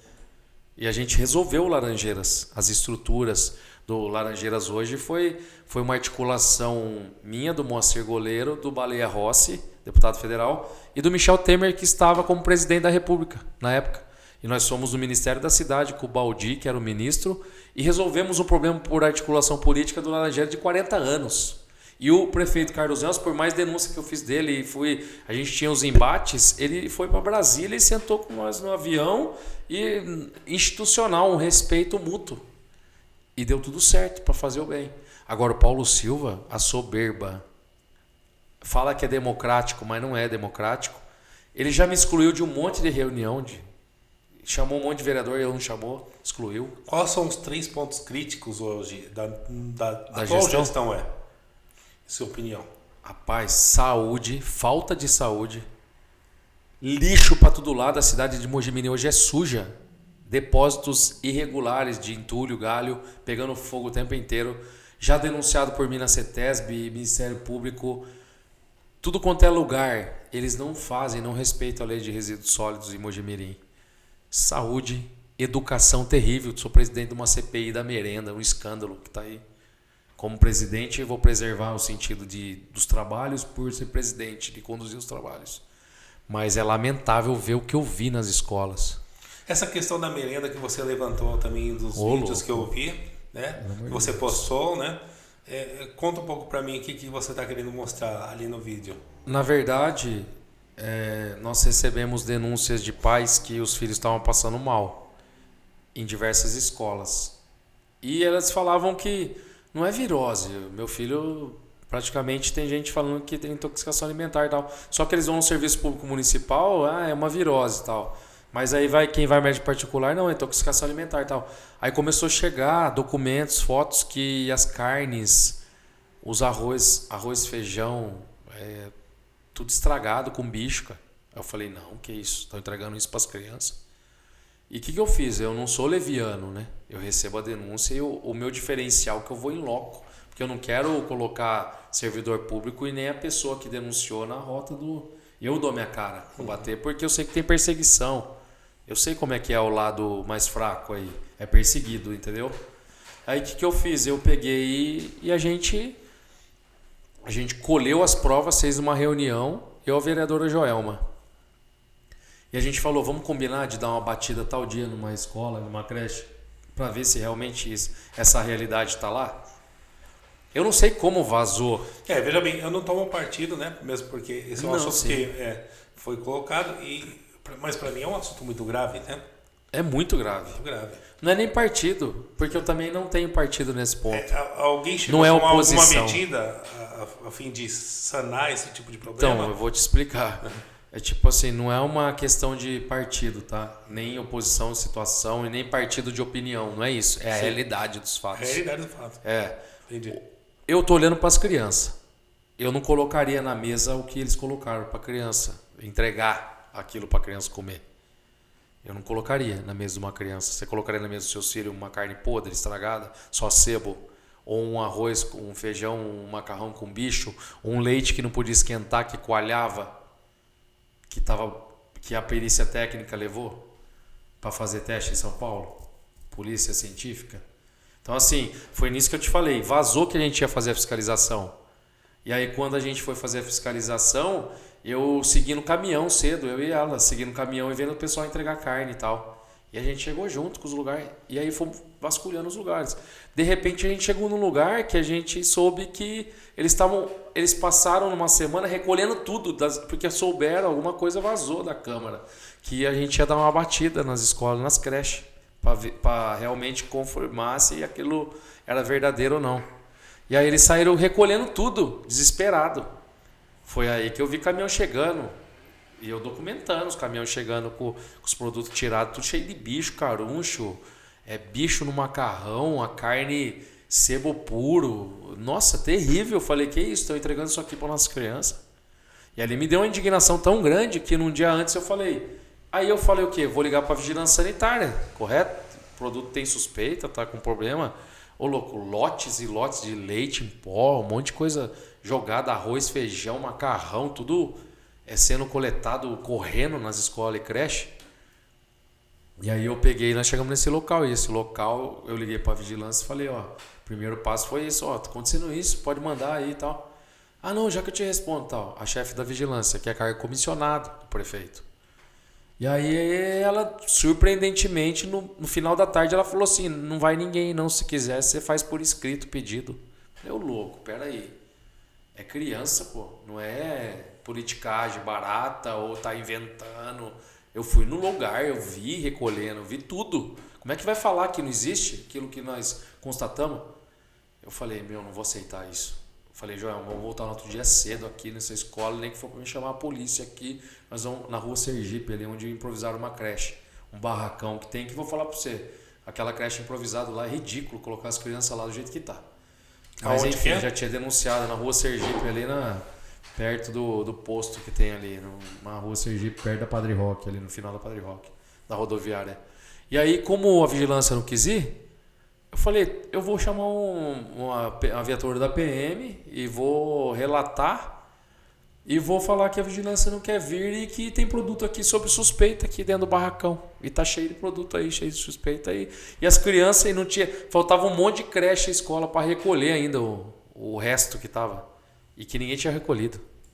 Estavam lá, tava no estoque lá, sei lá se estava servindo ou não. E aí a gente fez isso, chamamos a polícia militar, chegou a polícia militar. A comida estragada estava lá. Supostamente, porque estava dentro do prazo de validade, né? Ah, entendi. Mas... O que aconteceu? Chamamos a polícia para registrar tal, de repente o delegado que estava de plantão falou, não, eu vou ao local tal.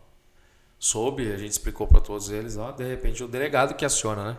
O delegado chamou a científica para vir no local e olhar o leite e tal, e pediu a perícia sobre o leite e levou todo o leite que estava, mas tinha mais coisa estragada, tinha mais coisa cheia de bicho, tinha muita coisa.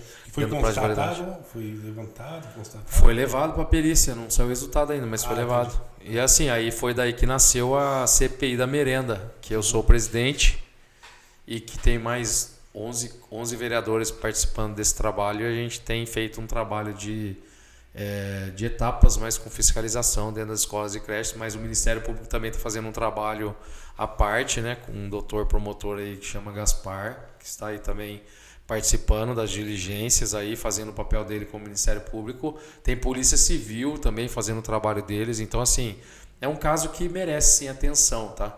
E o que mais me revoltou, vou ser sincero agora... Mas o pessoal está engajado para a solução.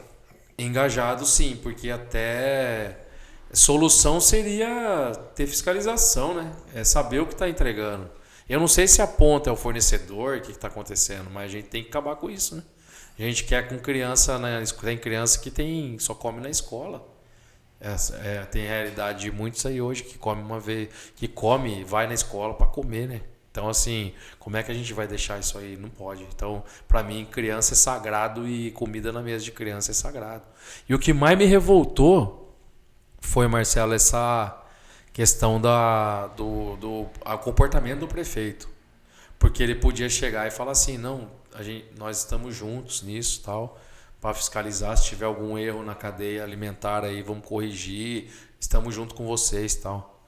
Ele simplesmente armou um marketing numa escola, Jorge Bertolazzo, no Parque do Estado, e sentou e fez as merendeiras fazer comida e pôr na mesa e mostrar ele comendo a merenda e falar que estava tudo bem. Então isso me deixou muito indignado, porque eu falei, como que pode? É porque será que os netos dele estão comendo aqui? O que você fala é que essa não é a realidade das escolas. Aquele comeu? É. Não. Como que pode? Eu estava com a lista na minha mão de tanto de escola e creche que eles passaram recolhendo tudo. Então assim, estavam entregando para as escolas e creche produto com bicho estragado, com batizado, sei lá, alguma coisa tem. O leite, alguma coisa ali está errado. E foi quando fizeram uma pesquisa, a própria Polícia Militar no local fez uma pesquisa do leite lá e constatou que existe indícios aí de máfia de merenda em outras cidades e tal, com produto batizado aí, que agora a gente tem que aguardar a perícia para não ser leviano e nem falar, né? A gente conversou então sobre a parte de saúde, né? Sim. A parte de alimentação que envolve... É bem detalhado isso. É bem detalhado. Saneamento básico, como você vê, saneamento básico, a segurança, aqui em Mojimirim, como que estão os projetos, a atuação hoje, o que você enxerga isso? Segurança, ela tem alguns defeitos, mas a nossa guarda municipal ela é muito boa de atuação, né? Então assim, ela precisa melhorar, é claro. Eu tive um problema recente que... Até o secretário foi ontem na Câmara, meu pedido, convoquei ele para explicar pneus remold em moto, que é proibido. E assim, ele ganhou de doação por... eu não sabia tal, mas colocou e rodou por algum tempo aí com guardas municipais em cima de motos com pneu que não podia ter colocado na moto, entendeu? Por mais boa vontade que tenha, ele ficou muito tempo afastado da Guarda Municipal, ficou no Conselho Tutelar, mas por mais boa vontade que tenha, tem alguns pequenos erros que podem trazer tragédias. De repente, nesses 15 dias, se acontece um acidente com guarda, é um pneu reformado, não pode estar em moto, é proibido, o CONTRAN não deixa, tem lei, tem Código Trânsito Brasileiro, não pode. Então, por mais que erre, ninguém é perfeito, mas precisa ter um pouco mais de cuidado, né? E aí tem algumas críticas isoladas que eu faço, mas o trabalho da Guarda Municipal de Mojimirim é muito boa, é muito bom. porque tem muitos profissionais competentes aí. Saneamento básico na cidade tem a questão da Cesan, é um contrato muito antigo e a cidade está bem respaldada com isso, mas eu acho que o custo é muito elevado de água e esgoto em Mojimirim. Ainda questiono muito isso, tá? Acho que o custo de vida em Mogi é muito alto comparado com a cidade de Mogi Guaçu. E Mogi Guaçu aí você vê que está crescendo muito e Mojimirim parece que parou um pouco no tempo, tá? Acho que Mojimirim... Tem algumas reclamações, né, da boca do povo, o povo sem faz, né? Mojimirim ficou muito no braço de 2 prefeitos, né? A qualidade da água, né? A gente tem esse tipo de reclamação que a gente sempre... Tem a qualidade da água ainda não é tanto, mas a taxa de esgoto, nossa, Taxa de esgoto, o valor da água. Tá Eu alto. me envolvi muito uma época, deu uma parada, tá? Porque acho que eles andaram instalando alguns, tirando um pouco o ar da rede, tá? Mas tinha muito ar na rede. Existe essa questão. Muito bom que você tocou nesse assunto. Tinha muito. Que o pessoal fala, mas tem isso, existe isso? Eu tentei uma lei aí para colocar eliminador de ar. Até consegui tudo. Tem certas pessoas que falam assim, isso não existe. Existe, Thiago? Eu constatei já, né? Tinha ar na rede. A gente paga a conta de água, a gente paga ar. Então, aí que tá. Algumas localidades eu cheguei a constatar que tinha ar na rede.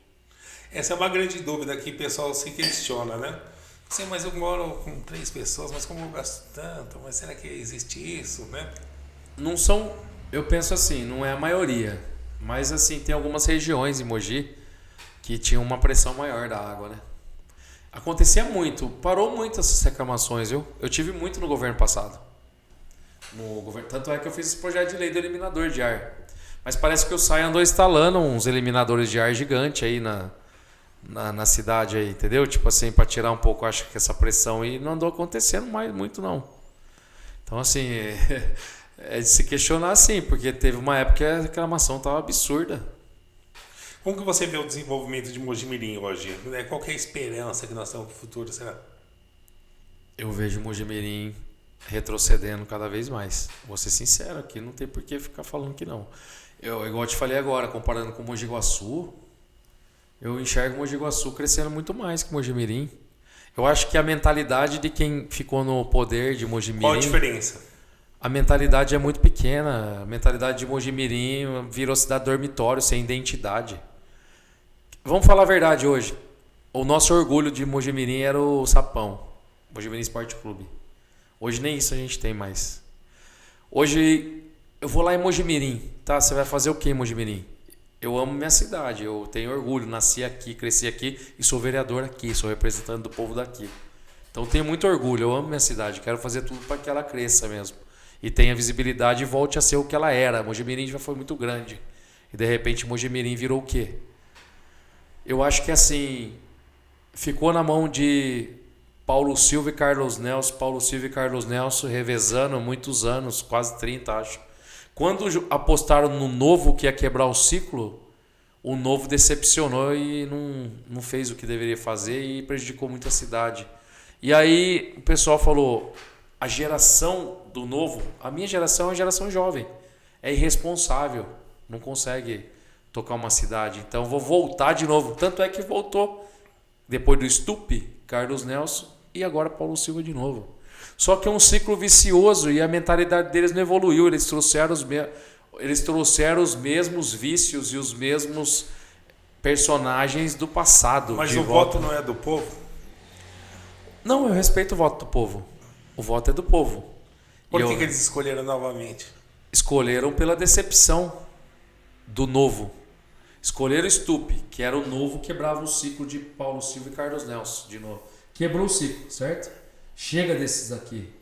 Os personagens que a gente já conhece. Vamos tentar apostar num cara jovem que vem para mostrar um outro perfil, uma cidade mais vibrante e tal. Esse jovem decepcionou. E aí veio de novo. Quem que voltou de novo? Carlos Nelson, Paulo Silva de novo. Porque já que o Novo fez né? Eu vou fazer o quê? Eu vou resgatar o outro lá, que é melhor ter esse aqui do que esse Novo que estava aí que detonou a cidade. E aí voltou de novo os mesmos personagens. Só que pensando em Mojimirim, nossa cidade está retrocedendo cada vez mais. Porque para mim a visão deles é uma visão... Eles têm uma visão muito superficial do que a cidade precisa para evoluir, para crescer, para respirar. Mojimirim hoje, o que você tem? Você tem um comércio praticamente morrendo. Desculpa falar, mas é um comércio que está no UTI. Vê o centro da cidade hoje, não tem vida. A maioria vai querer ir para um shopping, que é o Iguaçu. Então, assim, sua esposa vai querer fazer uma compra, tem um supermercado, tem um cinema, tem um shopping. 2 shopping. Parece que está fazendo um terceiro agora, salvo engano. Então, assim, tem algumas coisas que Mojimirim tem um cinema. Agora tá criando aqui o parque, né? Mogi, né? Então, mas Mojimirim tem um cinema.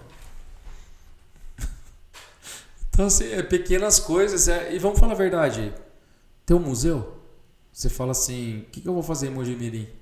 Mojimirim não preserva sua história. Que nem eu falei, a presidente mexeu num prédio tombado que a lei não permitia ela mexer. Ela mexeu. Foi por isso que ela queimou o pelo lá ontem e mandou um cálice para mim. Não queria que eu falasse nada e voltou no período da ditadura. Foi aquele rolo que deu lá. Porque eu tive que denunciar que o imóvel tombado não podia ser mexido do jeito que ela mexeu. Contra a lei, tudo. O Ministério Público ouviu os vereadores da Câmara a semana passada inteira. Por causa disso, todos os vereadores da Câmara Municipal. Porque está fora da lei, não podia ter feito o que fez. Um prédio tombado não é patrimônio meu, nem seu, nem da presidente. É do povo de Mojimirim, tem história, tem que ser preservado, tinha que ser restaurado e não feito da forma que fez. Só que o que acontece? Você respeitou a lei, só que aí ela usa o poder que tem como presidente. Eu estava tranquilo para discutir os temas e tal. E fui tentar, ela apontou meu nome e fui tentar responder. Quando eu tentei responder, ela se exaltou e mandou, eu caço sua palavra. Que isso? É ditadura militar? Eu falei, voltamos a 1964, 1º de abril de 1964. E que nem eu te falei, eu tenho um projeto de lei que rodou o Brasil inteiro, nasceu em Mojimirim. Semana Ulisses Guimarães em defesa da democracia. Qual que são os seus principais projetos hoje que você tem? Eu tenho ficha limpa municipal, que é os cargos em comissão não pode ter condenação em segunda instância, tal, que é um carro-chefe meu, pensando nessa limpeza do sistema, da moralidade e tal. Esse projeto está em vigor, inclusive o Tribunal de Contas essa semana, esses meses atrás, aí, pediu certidão de todos os cargos comissionados da Câmara Municipal, da Prefeitura, tudo, para ver se estava cumprindo a lei, 6.020. Tenho alguns projetos que eu fiz lá, essa semana Ulisses Guimarães é muito importante em defesa da democracia, que é um projeto piloto que nasceu em Mojimirim, que o MDB tem ele como no seu calendário oficial, junto com a Fundação Ulisses Guimarães. Fizemos a primeira live com Fogaça, defendendo a democracia, e isso replicou para o Brasil inteiro. Os vereadores do Brasil inteiro apresentaram e já está vigendo em vários estados do país, e foi um carro-chefe, né? Isso é um motivo de orgulho para Mojimirim, né? Ter uma lei de defesa da democracia. E como é que eu ia aguentar um caço sua palavra? Não deu, eu peguei e coloquei uma mordaça na minha boca e fiquei. É um protesto. Eu vi. Não dá. Eu vi vídeo. Ué, fazer o quê? Eu confesso que eu dei risada também, mas eu entendi, né? Eu passei as partes lá, eu não sei o que estava rolando ali do Sim, mas foi basicamente isso. Virou um pouco de perseguição ao eu enfrentar o sistema de poder, né? Que foi criado para de repente favorecer prefeito e a vontade de alguns, né? E quando eu faço isso, o sistema ele não aceita, né? Ele não quer ser transparente. Eu uso minhas redes sociais, minha página no Facebook, que é grande a página até. Sempre usei minhas mídias sociais para prestar conta para a população. Por que eu sempre pensei, Marcelo, no exercício da função de vereador? Eu pensei o seguinte: se você não faz, você é um vagabundo que está lá recebendo dinheiro público e não faz nada. Se você faz, você quer aparecer. Então, eu prefiro fazer e mostrar e que critique, que quer aparecer e prestar contas, do que ficar com o braço cruzado e não mostrar nada. E o que a gente pode esperar de você, do cidadão Thiago Costa, para o futuro? Eu não costumo viver futuro, vou ser sincero, porque a minha vida eu costumo assim: se eu acordar amanhã, eu vivo.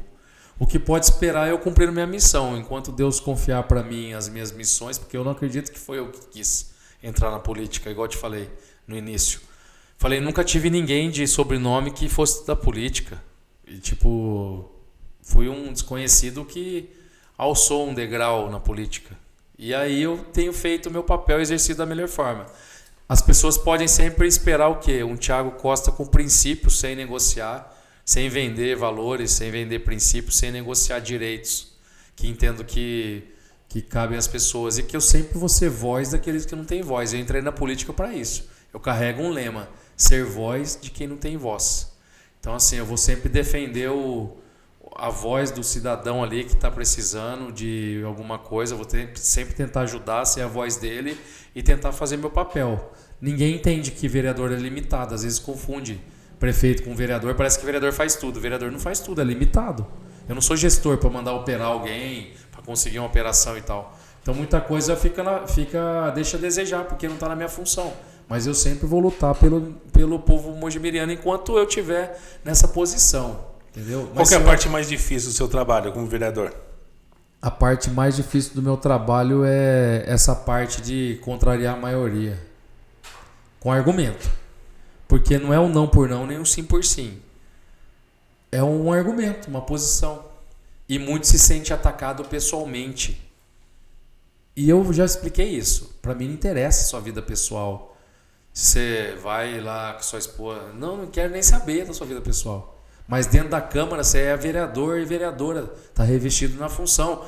O prefeito dentro do gabinete dele, ele é prefeito, secretário é secretário. Então, respeita, porque eu vou ser uma pedra no seu sapato. Eu vou exercer minha função, não vou prevaricar. Então, se cair na minha mão uma denúncia, eu vou estar lá batendo na sua porta para ver se a denúncia é verdadeira. E se eu pegar que é verdadeira, eu não vou esconder e enfiar embaixo do tapete por negócio. Eu não vou chegar, quanto você quer para você guardar a denúncia? Ou o que você quer? Quer um cargo, 2, 3? Ou o que está acontecendo? Quanto você quer? O que você quer para você amenizar? Não, filho, esquece. Não tem negócio. É tipo, você está errado? Você explicou? Você falou que não está? Deixa eu entender. Não está mesmo ou está? Está errado. É Ministério Público, Tribunal de Contas, Justiça. O que tem que ser feito. A gente não comentamos um ponto que acho que é bem interessante também a gente falar, né, para a gente fechar esse assunto de política, né? Que nós estamos conversando. Política é o desemprego, né? A gente vê o desemprego está em alta, mas também a gente vê outro ponto que é a parte de capacitação, né? Então eu sempre falo assim, o desemprego versus capacitação, o que a gente faz, né? O que nós podemos fazer como atuante, né? Você é, né? Para melhorar isso, né? Para melhorar essa falta de captação, né? Isso influencia, a gente sabe que influencia no resultado final, né? O que a gente pode fazer para trabalhar essa questão? O que você acha sobre isso? Essa questão é uma questão de formação, né? Como eu te disse também, tem que entender que bons professores formam bons cidadãos também. E vice-versa, bons alunos, eles são bons profissionais. E eu entrei maduro na faculdade, foi o que eu falei. Eu não entrei na faculdade para terminar ela e sair profissional. Eu entrei querendo absorver. Então, para incentivar, eu acho que é as duas pontas. Mojimirim, acho que já faz tempo que ela tinha que ter uma faculdade de nível aí mais elevado aí. Não sei se... Como se fosse uma PUC, né? Uma PUC, por exemplo, que é alta formadora de... Não desprezando, não, nossa FATEC, ETEC, esses cursos técnicos e tal, a própria Faculdade de Santa Lúcia, onde me formei. Não, dou valor sim, mas eu falo assim, sei lá, por que não pode ter uma medicina aqui? Não pode ser uma cidade universitária que respira jovem, que traz economia, que traz receita para a cidade e tal.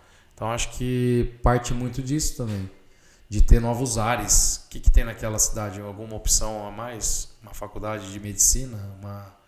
Não sei, acho que vale enxergar, mudar um pouco o perfil dessa cidade que hoje é dormitório. Muitos passam por aqui para dormir e ir embora. Então acho que tem que mudar esse perfil, sim, urgente. Mojimirim tem que voltar a ter uma identidade que se perdeu há muito tempo. E poucos enxergam isso. Acho que é um começo, um início aí. E igual eu te falei, a formação do profissional. o que absorve tem que estar maduro para absorver e se formar um bom profissional. Não pode ser um ciclo de termina a faculdade. Hoje vamos aprovar progressivo lá? Tem. Na minha época não tinha. Reprovou. Estudei em escola pública a minha vida inteira. Então hoje tem aquela continuada lá, não sei, falam lá, que não pode reprovar aluno. Então ele já sai mal formado do ensino básico. Porque já passa de qualquer jeito mesmo, por que ele tem que ficar se dedicando, correto? E aí ele vai entrar numa faculdade imaturo, jovem. E às vezes o pai obrigando o cara. Você tem que ser alguma coisa. Ele nem sabe o que ele quer ser. E aí começa por aí. Não tem prazer em estudar, não quer aquilo e tá lá. Ele vai ser um bom profissional na ponta? E aí que você acabou de falar. Profissionais mal qualificados, falta de mão de obra específica, capacitada.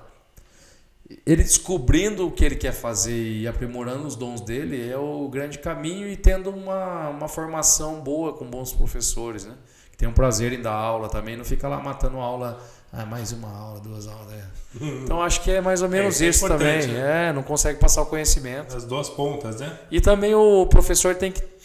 Eu tive algumas experiências com professores da PUC que só costumavam dar aula presencial. Quando mudou por causa da pandemia, algumas aulas foram virtuais, eles não sabiam nem mexer na questão de aula online e tal, ao vivo e tal. Não sabia. E aí o que acontece? Também vai disso, o professor tem que se adaptar às novas tecnologias. Para quê? Para ele poder usar aquilo em favor dele. Tem que se renovar, né? É claro, porque daí ele fala, não quero que o aluno use celular na aula. Não adianta. Usa o celular para dar aula, entendeu? Não deixa o cara lá olhando Twitter, Facebook, Instagram, rede social, TikTok e tal. Usa você um esquema de trazer o aluno para você e falar, vamos usar seu celular para dar aula. Eu vou dar aula agora, você vai usar seu celular de alguma forma. Só que é igual eu falo, isso pode ser uma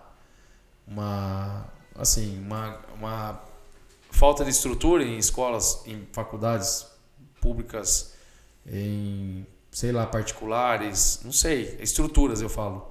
Muitos não têm estrutura e muitos também não se adaptaram, não acompanharam a tecnologia e a evolução.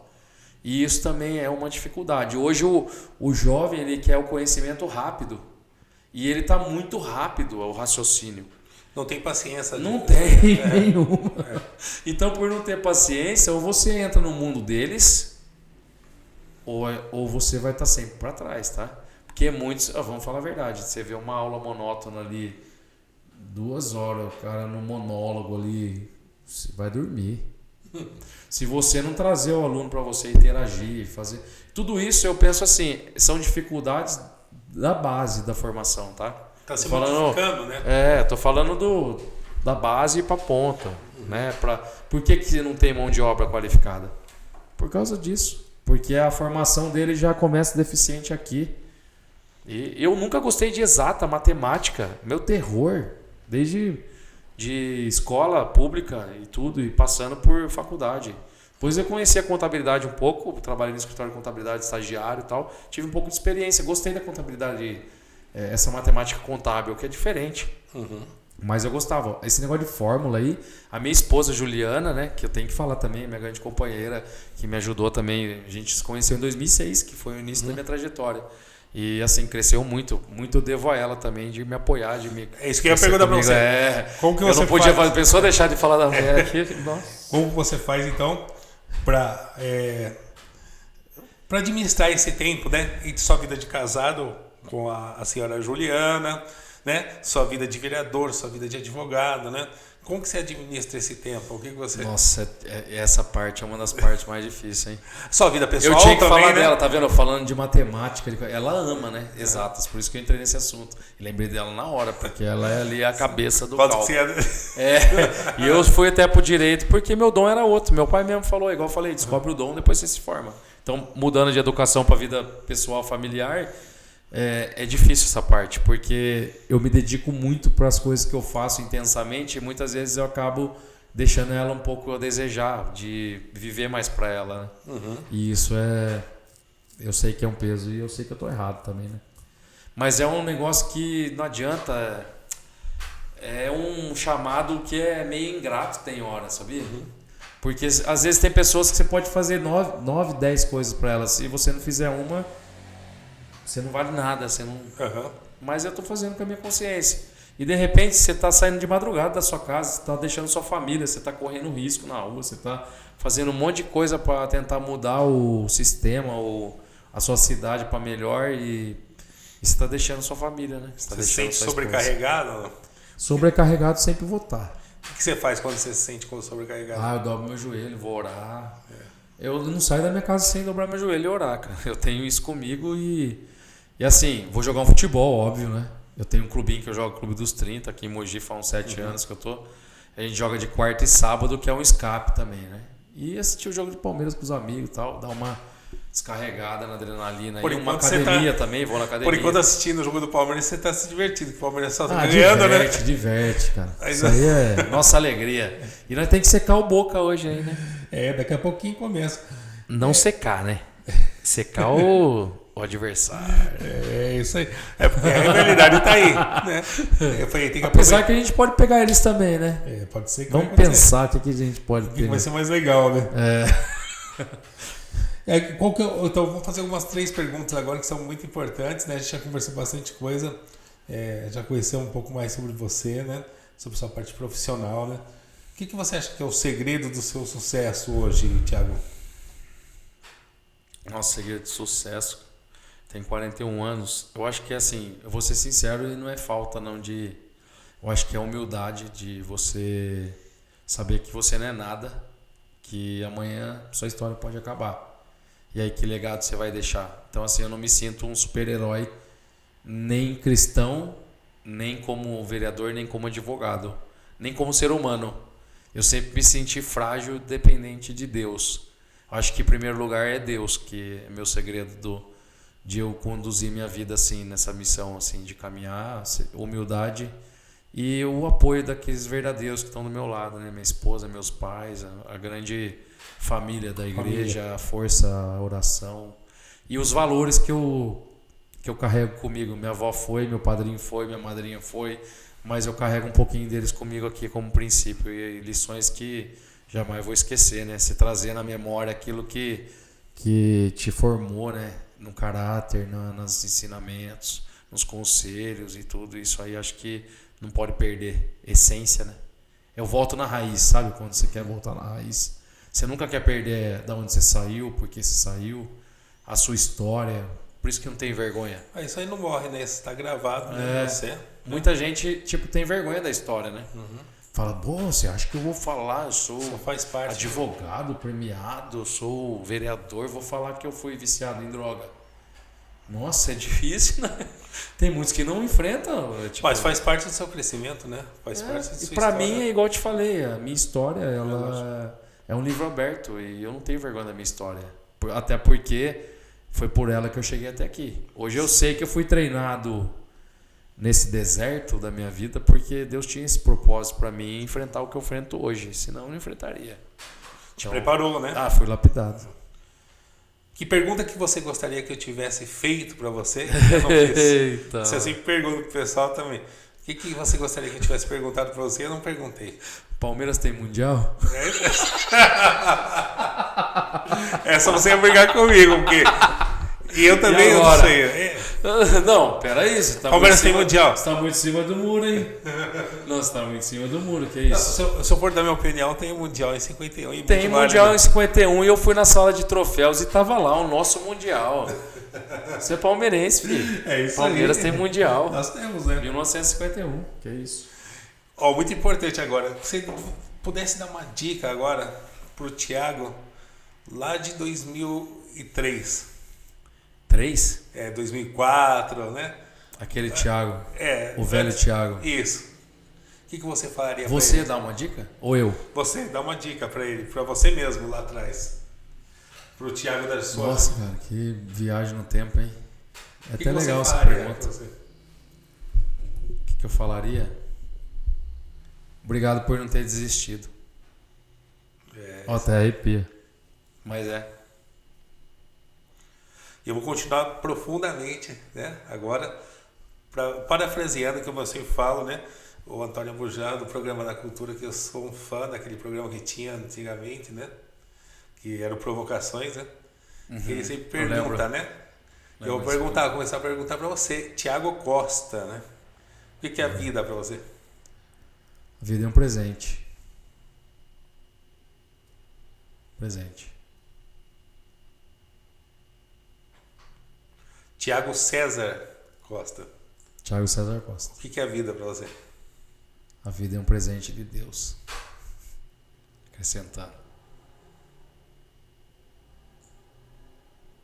É isso aí. Muito obrigado, Thiago. Foi fenomenal a sua entrevista. A gente, né, conheceu um pouco mais sobre você. A gente curtiu cada momento dessa entrevista, conhecemos sua história, né? E foi um prazer ter você aqui com a gente no podcast da MS Brasil, MS Play. Marcelo, eu que agradeço, né? Eu desejo para você muito sucesso nessa sua caminhada também. Me senti muito à vontade com você aqui e sei que você vai render grandes frutos aí para nossa Baixa Mogiana também, porque tem sinceridade, tem verdade e gosta do que faz. Então acho que o caminho do sucesso é, se eu pudesse falar isso, pegando os dons, aprimorando e plantando a sua parte, né, no mundo aí, para a gente poder levar algo de bom aí para as pessoas e tentar deixar nossa marca na nossa história e o legado. Muito bom, sucesso total. Thiago, muito obrigado. Obrigado, meu querido. Obrigado, e estamos juntos aí, quem satisfação. precisar pode contar com a gente. Igualmente aí. Tá bom? Agradeço a todos.